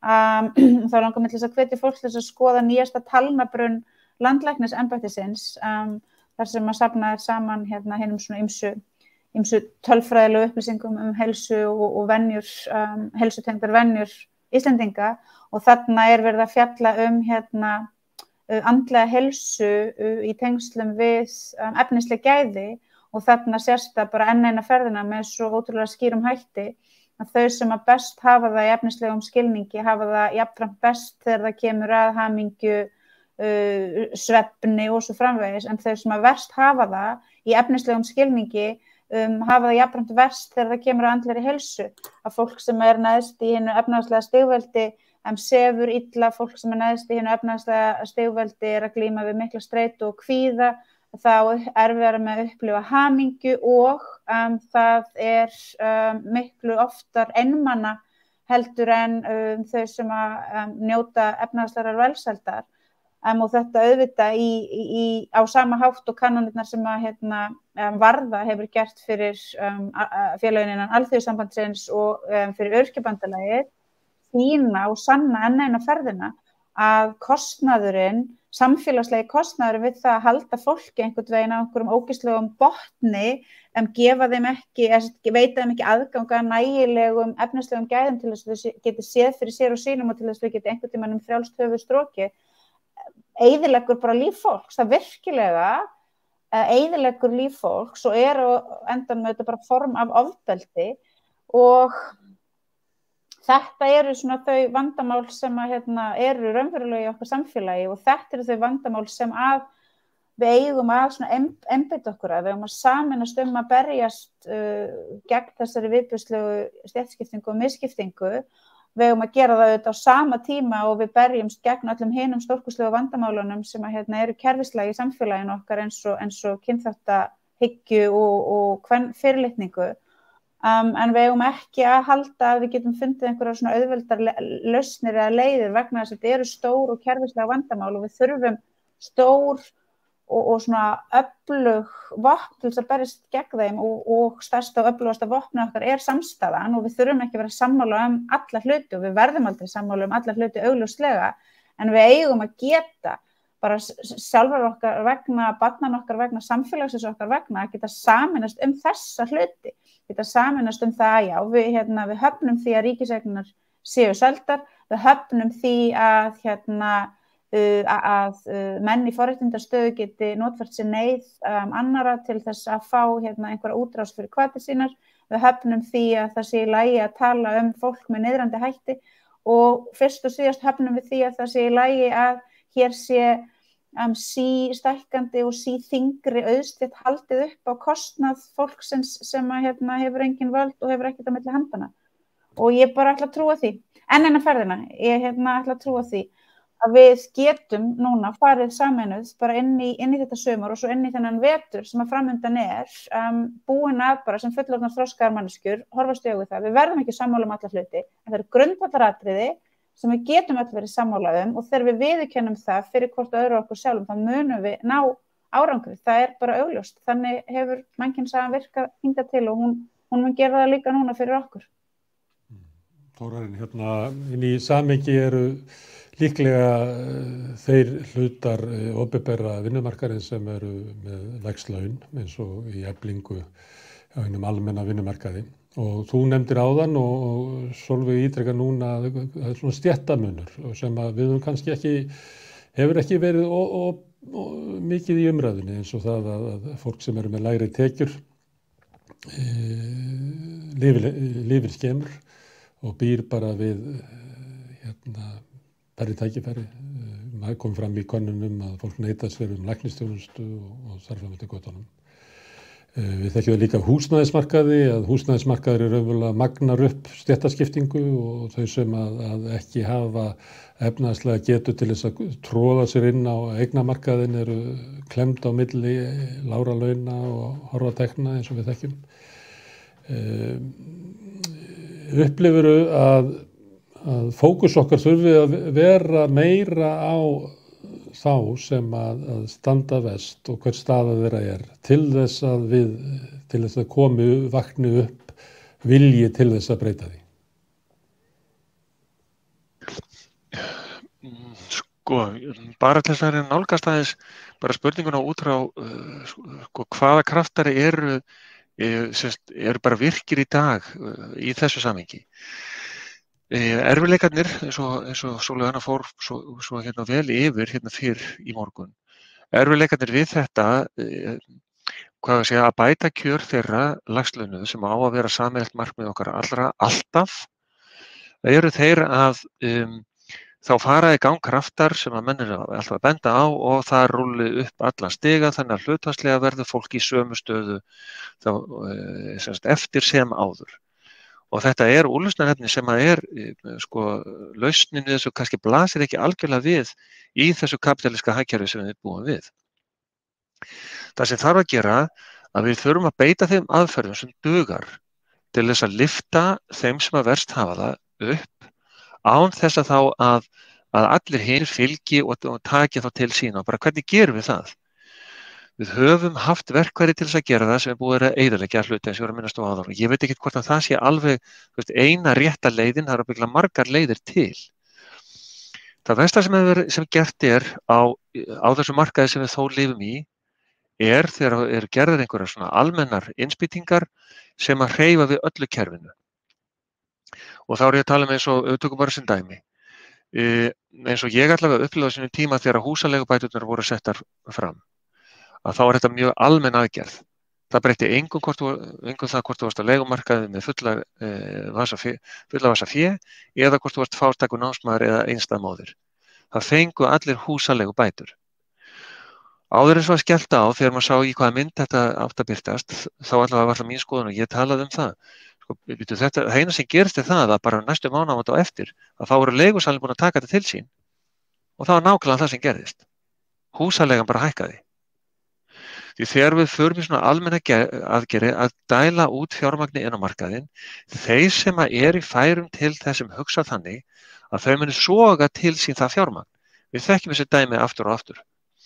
Hluti af, þá kannski þetta rannsaka það, en ég fæ ekki betur séð heldur en hluti af þessari kerfisbreytingu sem var með fyrstu kaup íbúða, að það var hægt að fá þessi hlutdeilda lán sem þú þurft að greiða bara þegar þú selur íbúðina eða hvernig sem það nú eða getur gert það upp, sem nemur alltaf 20% af kaupverði íbúðarinnar, plús það hvernig hörmulega var staðið að minnkun gjalda á bankakerfið. Þetta tvennt leiddi til þess meðal annars að íbúðar ríkur hér upp úr öllu valdi, menn þetta almenn aðgerð. Það setti peningur út á markaðinn og það vita allir sem hafa lesið Hagfræði 101 að þessi peningar þeir fara í það að búa til tækifæri fyrir þá sem mest hafa og það nákvæmlega það sem gerist núna. Þegar við vorum með vaxtabótakerfið og barnabótakerfið, eða önnur slík kerfi, þess að það ekkert vandamál að greina það í gegnum bara skattkerfið meðan allavega við erum með þetta kerfi sem við lifum við í dag. Þá getum við alveg séð þann hóp og við erum búin að skoða það aftur og aftur og aftur hverjir hafa það verst í okkar samfélagi. Og það er svo mýmörg dæmi og svo mjög mörgum sviðum að einstæðar mæður og meiri barnafjöldi sem það er fyrir hendi að þá því erfiðara verður það, ungar, búa við örorku og þetta er sá hópur sem hefur það verst í samfélaginu. Svo er það lægstu tekjurnar. Við getum alveg fókusað á þann hóp, tekið fjármagnið það sem það er í samfélaginu og fært fjármagnina sérstaklega inn í þessa hópa. Við erum í færum til þess og við getum gert það. Gleymum ekki að sko það eru 10.000 börn á Íslandi sem búa við fátækt og þar af eru alveg örugglega 3.000 til 4.000 þeirra sem búa við sárafátækt. Og þegar við horfum til framtíðar þá erum við að búa til hóp þjóðfélagsþegna sem elst upp við það að hafa engin sömu tækifæri á hin börnin. Þau fara ekki í afmæli, þau fara ekki í íþróttir, þau fara ekki í ferðalög, þau gera ekki þetta, þau gera ekki hitt. Þau búa ekki að sterkri uppbygging og félagsheild sem þau munu njóta í framtíðinni að vera hluti af einhverju samfélagi, vinahópa, stétt og svo framvegis sem að gefa þeim möguleika til að þróast áfram. Þetta eru börn sem fara ekki í afmælin og svo framvegis og taka ekki þátt í félagslífinu. Það er ekki til peningaverði. Bara þetta til dæmis að ef við færum að alvöru í þessa greiningu, við áttum kerfi sem að virka það hluta eins ég fór hérna yfir á það. Við getum alveg búið til þessi kerfi þar sem við segjum við ætlum að laga þetta og við förum inn í það sérstaklega. Og það er það sem við eigum að gera allavega, við sjáum þá ekki sterkarlegin á sama tíma algjörlega að það að berjast eins og ljón fyrir hækkun lægstu launa og betri kjörum þeirra sem eru á verstu kjörunum. Það bara segir sig sjálft. Til þess eru stéttarfélög. Plús við höfum að sjá allt okkar samfélagi innan félaginu samningagerðin og allt það. En þarna eigum við að finna leiðir til að lyfta þeim sem verst hafa kjörin. Það er þannig. Steinunn, við erum nú komin eiginlega inn á svona svæði sem að félagsráðgjafar þekkja vel til. Er það þannig að svona öryggisnetið í samfélaginu okkar er of gísið? Já, þetta er akkurat mitt svið og þakka þér Þórunn fyrir að koma inn á þessa þætti. Ég get sannarlega tekið undir þar sem að þú sagðir og við höfum kortlagt og við vitum nákvæmlega hvaða hópar þetta er sem stendur verst. Það eru einstæðar á leigumarkaði, sérlagi. Já, við þurfum að vera með meiri sértækar aðgerðir og ef maður horfir bara á eins og með húsaleigubæturnar, þær hafa ekki hækkað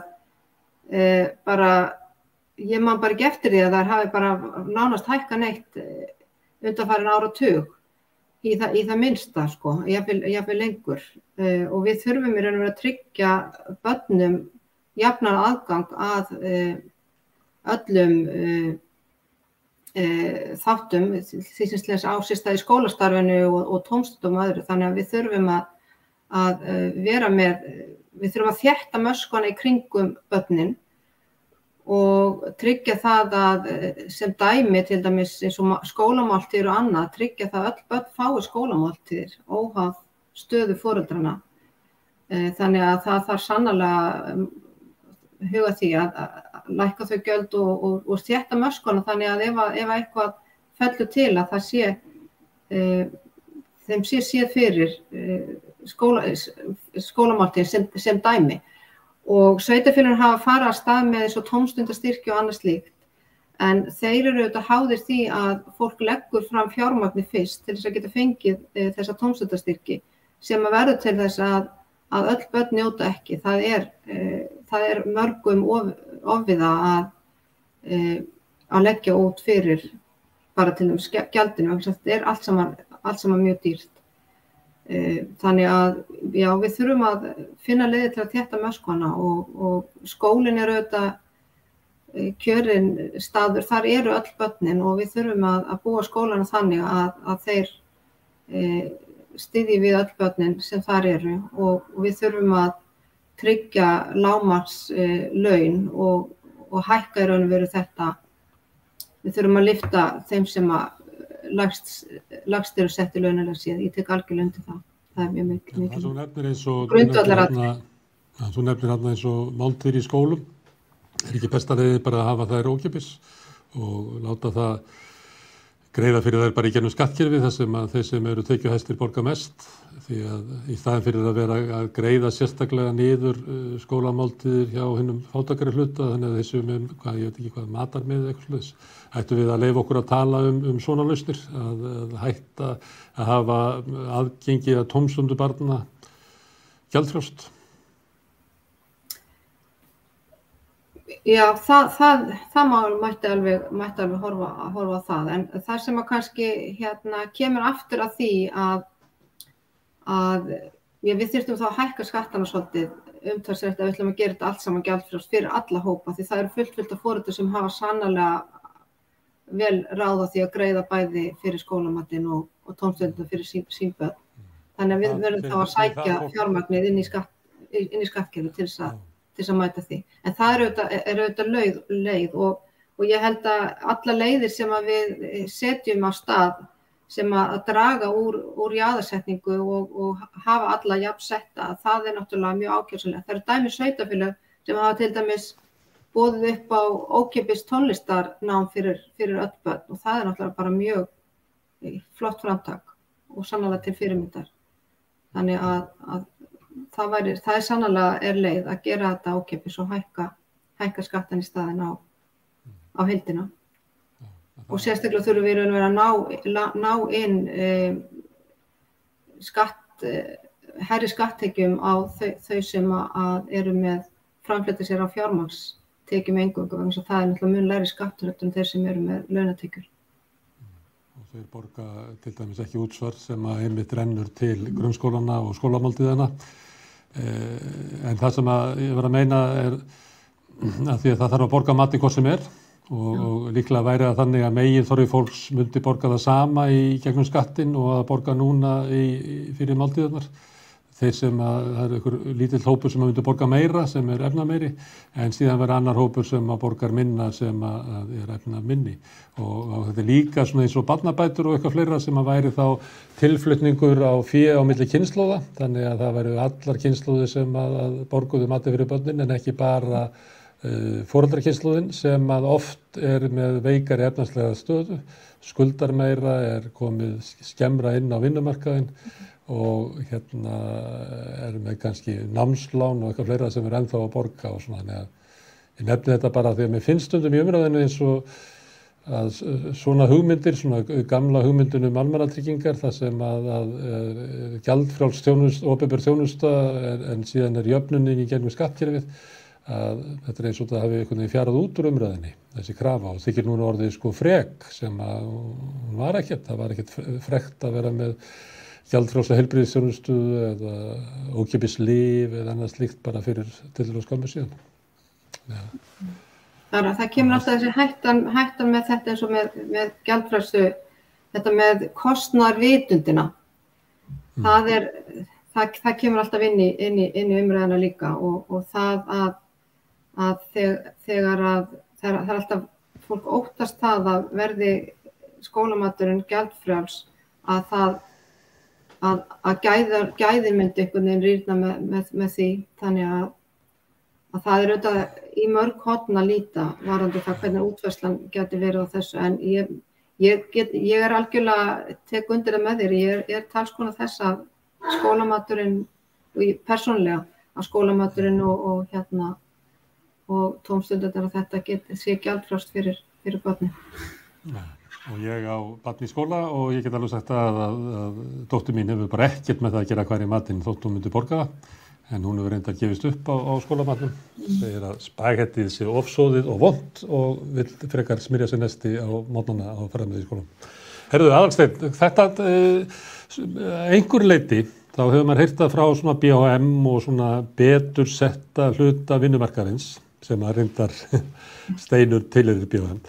En er svona hugmyndur að það að 2 síðustu samningar hafi verið með áherslu á láglaunað fólkið og nú eigi að snúa þessu við. Að nú sé komið tími til þess að að betur setta launafólk fái góðar kjarabætur. En tónninn í Sólveig Önnu og Þórarni eiginlega þveröfugur. Þau tala eins og að nú, kannski bara sem aldrei fyrr, að þá sé mikilvægt að ná fram í samningum almennilegum kjarabótum fyrir fólk sem bara í erfiðleikum eða hafa ísu á, og bara í erfiðleikum eða lifa af, á erfiðleikum eða horfa fram á glaðastund, lifir skemur og bara lifir við verið heilsu eins og Sólveig benti á.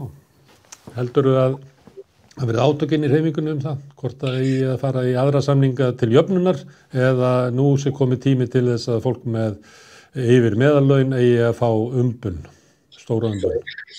Já, sko það, ég reikna alveg með því að það verði hugsanlega átök hvernig stefna því að ég hef einmitt heyrt í BM og undrað svolítið það, sá málflutningur en það nú annar mál, en það alveg eins og þarna kemur fram og Þórarinn kom vel inn á það að það sem við hefum að einbeita okkur að það að ná þjóðarsáttum það að hækka lægstu launin og í því sambandi þurfa menn aðeins að kortleggja þetta því að ég hef heyrt hlusta náttúrulega á forystumenn og talsmenn hjá BSRB tala um hvað sé illa að fara með opinbera starfsmenn en menn gleyma því að skoða bara rauntölur og þeir sem eru verst settir í dag þeir einstaklingar sem almenna vinnumarkaðinu sem vinni í fiski og kjöti og ræstingum og í ferðaþjónustunni það er fólk sem skrapar botnin á Íslandi í dag og hæðstu laun hjá þessu fólk eru svo lægstu laun til dæmis í launatöflu sveitarfélagana þannig að þetta er hópurinn sem við höfum að horfa á og síðan líka að því að ég er að tala hér við einstaklingar sem búa öll á höfuðborgarsvæðinu ég bý hér norður í landi og fyrir mér er kannski ekki aðalmáli hvort að ég að vera frítt í skólamötum til skólanum því að við erum að glíma við það hér og út all land að það er gríðarlega kostnaður, það er svo dýrt að sækja alla þjónustu, það er búið að skera niður heilbrigðisþjónustuna og það er búið að fækka aðgengi landsbyggðarinnar eða fólks á landsbyggðinni að heilbrigðisþjónustunni þannig að menn þurfa meira að minna að fara til Reykjavíkur og vera þar og það er gríðarlegur kostnaður í kringum það og ég tek sem dæmi þannig með bara áttisæðans á þess að einstaklingur sem ég þekki vel sem leitaði til okkar að konan skreindist með krabbamein í janúar í fyrra og hann þurfti suður til Reykjavíkur og var þar fram í ágúst og með sinni konu sem barðist við krabbamein og því miður tapaði svo orusta en hann einmitt lagði reikningana borð fyrir mig þar sem var í kringum 800 konar kostnað sem þurfti að greiða utan það að hann var hafði skiptu vinnu þarna seint á árinu 2020 þannig að hann var með enga veikindrétt þannig að fekk aðstoð hjá sínu sjúkrasjóði í einhverja 2-3 mánuði og búið og síðan var hann bara launalaus allt árið og síðan náttúrulega þurfa menn að koma sér fyrir hjá vinum og vandamönnum eða hreinlega bara vera á sjúkrahótelinu eða hvað sem þannig að við erum að glíma við þetta að það er ekkert öfundsvert að vera láglauna maður á landsbyggðinni og þurfa að bera allan að kostnað.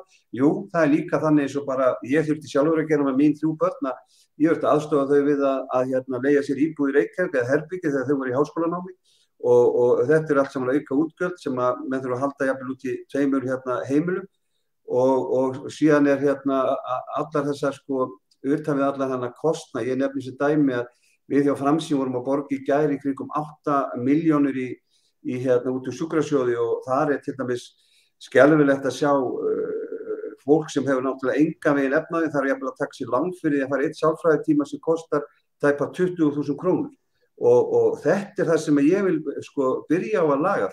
Það er þessi stóru þættir og þessi aðstöðumunur sem er á milli þeirra sem þess fólks, lánunafólks sem býr á landsbyggðinni og plús á höfuðborgarsvæðinu þannig að það er að nægu að taka og þetta er einhvern veginn hefur ekki fengið nægilega mikla umræðu og Solla vitnaði á hann í Vörðu, það er mjög áhugaverð könnun sem var gerð, það sem fram kemur náttúrulega þessi hópur, þessi jaðarsettu hópur er að koma langverst út, líður vest, ég held að ef ég maður rétt 87-40% þarf að leita sér fer bara ekki til tannlæknis af því að það er svo dýrt, þannig að það er að næga að taka og þetta eru stóru máli, það er að tryggja okkur bara aðgengi að heilbrigðisþjónustu án þess að við þurfum að borga augun úr og núna til dæmis kostar flug á milli Húsavíkur og Reykjavíkur, það kannski kostar milli 50 og 60 skall fyrir að fara eina ferð suður og Tryggingastofnun er að taka þátt í einhverjum 2 ferðum ef maður rétt og þannig að það er gríðarlegur aðstöðumunur og ég kalla eftir því í næstu samningum að ríkisvaldi kominu að því að reyna að laga þennan mikla halla sem á versus því að búa hér einhverstaðar út á landi eða fyrir sunnan og upptæði náttúrulega fæðingardeildirnar sem orðnar einhverja 4-5 á Íslandi í öllu. Þannig að þessi fólk þarf að fara langan veg til þess að fæða börn og með tilheyrandi kostnaði og meira sem var það byggðastofnun fyrir nokkrum árum sem að kom með þau tilmæli til verkalýðshreyfingarinnar við ættum að reyna að sækja fram í kjarasamningum og auka veikindarétt þess fólks sem býr fjarri heilbrigðisstofnunum vegna þess að vinnutap og annar kostnaður bara margfalt meiri með þá sem að búa svo heppnir að búa þessu þjónustu í næsta nágrunn. Sólveig Anna, það eru 2 vikur til sveitarstjórnarkosninga og þær hafa eiginlega ekkert verið á dagskrá í umræðunar út af ýmsu, meðal annars út af þér og Eflingu, en aðalega út af bankasölunni og ýmsum öðrum málum. Hvað erum við að fara að kjósa?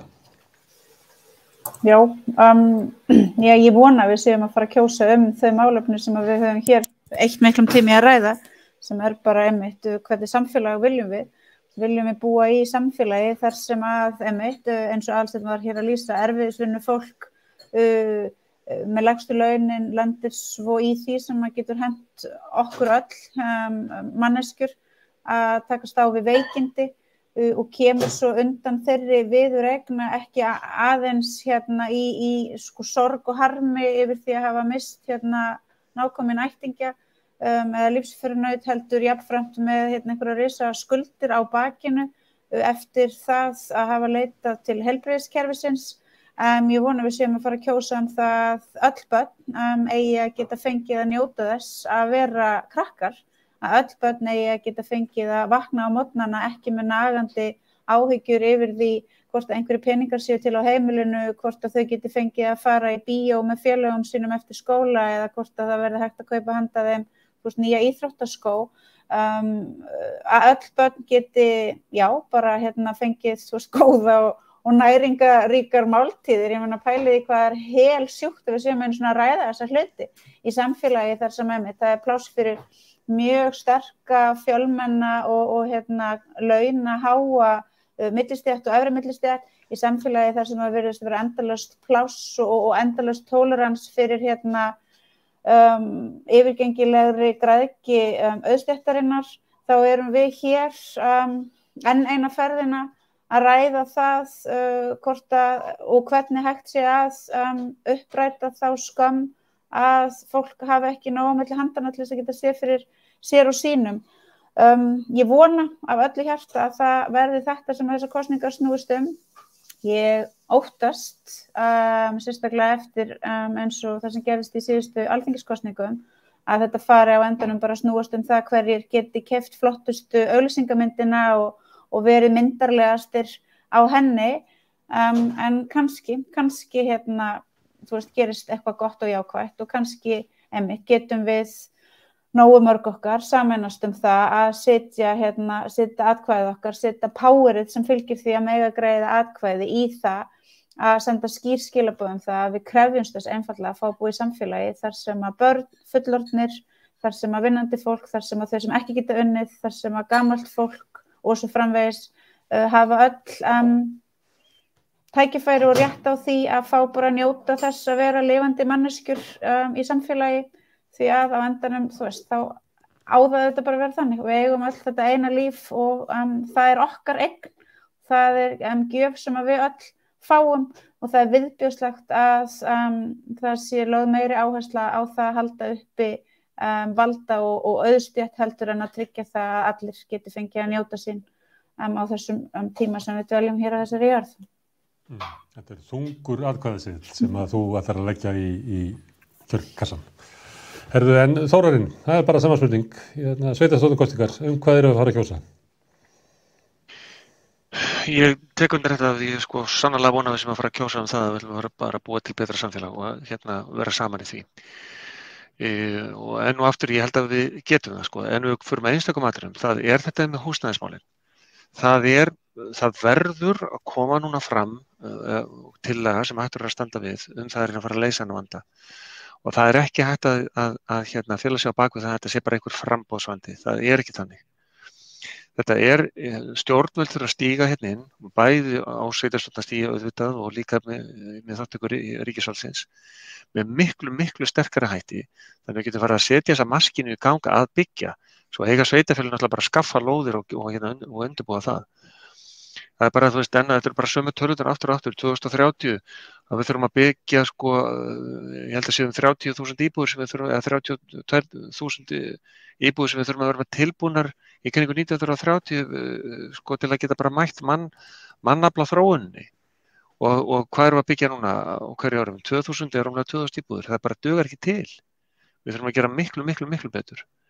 Síðan finnst mér umræðan sko, skóla og félagsmálin og fjölskyldumálin, sérstaklega hjá þessi fjölskyldum sem eru að reyna að berjast við það að koma sem þak yfir höfuðið, að geta hugsað vel börnin sín og allt þetta, það á að taka miklu meira rými. Og akkurat þetta hvernig ætlum við að búa fjölskyldum hérna að jafnræði í samfélaginu, þá auðvitað skiptir miklu máli á sveitarstjórnarstiginu. Mér finnst fara allt og lítið fyrir því. Mér finnst fara allt og lítið fyrir því að sko kröfur okkar hvernig viljum við að bara gæði skólastarfsins sé og hvað erum við að leggja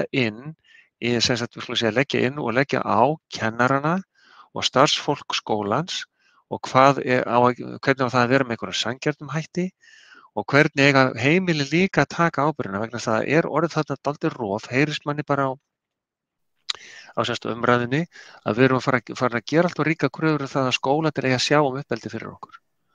Og það verður að taka þessa hugmyndaumræðu, bæði hugmyndaumræðina og rekstrarumræðina í skólakerfi og í öllum okkar barnakerfum hvernig við viljum að reyna að koma sem ungu kynslóðum okkar núna bara til manns og inn í hvaða samfélagi erum við að stefna þeim.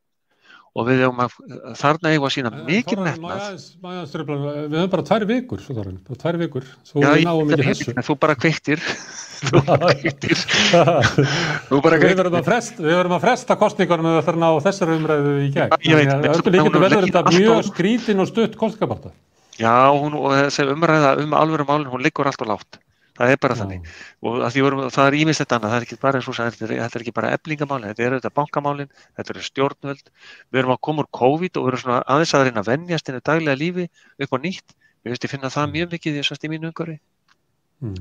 Og þetta einhvern veginn, þetta fer mjög lágt og þetta verður svolítið persónur og leikendur og farum við óskaplega mikið púður í því að þessi flokkur eða hinn flokkur einhvern veginn þeir ætla að stilla upp og bla. En málefnin hafa svolítið sitt á hakanum, það bara þannig því miður. Stóru samfélagslegu fjölskyldumálin og bara málefni almennings og við vitum alveg hverju eru, það skortir á það að þetta sé skýrari stefna þar. Steinun, tíminn að brenna, hvað eru að fara að kjósa? Já, við erum að fara að kjósa velferðarmálin. Sveitarstjórnarstigið snýst það að stuðla velferð borgarna og við erum að fara að kjósa það hvernig ná að hlúa að fjölskyldum og barnafjölskyldum, eldri borgurum og öðrum hvernig ætlum við að tryggja það að þeir fái viðeigandi þjónustu á öllum stigum. Það það sem við ætlum að kjósa. Mér sýnist flestir flokkar vera með svolítið samtals áherslur á því sviði. Já, hundur að koma heim eða hvað? Hundurinn komin á stað. Aðalsteinn, endum við þér hvað kosið á Húsavík í Norðurþingi. Velferðarmálin eins og alls staðar að skólakerfið virki og allt frá grunnskóla upp í frá leikskóla upp í grunnskóla segi og svo náttúrulega framhaldsskóla hér en það ríkir og síðan náttúrulega eru það atvinnumálin þannig ég held að þetta sé bara stóru þættirnir og sem og húsnæðismálin. Hér væri hægt að fjölga húsækum tíir ef það væri meira byggt og við hjá Framsýn erum að vinna mjög náið með flokkunum í því og bæjarstjórninni að höfum gert það og munum gera það áfram. Að reyna að tengja atvinnumálin og húsnæðismálin saman og hér sé bara áfram uppgangur eins og búið að vera á undanförnum árum. Það bullandi uppgangur hérna. Frábært. Ég þakka gestum mínu kærlega fyrir. Sólveig Anna kom hérna í morgun og við ræddum Eflingu og hana. Hún farin í viðtal við Moggann, þannig að Eflingamálið heldur áfram í fréttunum. Ég þakka líka Steinunni Bergmann frá félagsráðgjafafélaginu, Þórarni Eyfjörð frá Samiki og Aðalsteini Árna Baldursssyni frá Framsýn fyrir komuna og ykkur sem hafa hlustað. Ég hvet alla hlustendur til þess að læka þennan þátt og læka síður samstöðuna bæði á Facebook og YouTube. Það hjálpar okkur að byggja upp dreifikerfið. Þið sem að viljið styrkja samstöðuna geta farið inn á samstöðun.is þar sem þið geta gengið í alþjóðafélagið. Það áskrift að samstöðunni, kostar eins og 2 kaffibollar á mánuði. Og svo hvet ég alla sem að hafa tök á því að mæta á Austurvöll og Ráðhústorgið á Akureyri klukkan 2. Reyndar á Austurvelli þá byrjar eiginlega svona uppbytun upp úr 1, klukkan 1:30 þá mæta Reykjavíkudætur og síðan verður gamanmál og ljóðalestur og ræðuhöld og söngur og gleði og kakó og kleinur og kaffi og alls konar á Austurvelli. Hvet ykkur til þess að kíkja þar og gleðjast og berjast saman í gleði. En við segjum lokum vinnuskúrnum í dag og óskum ykkur góðra helgar.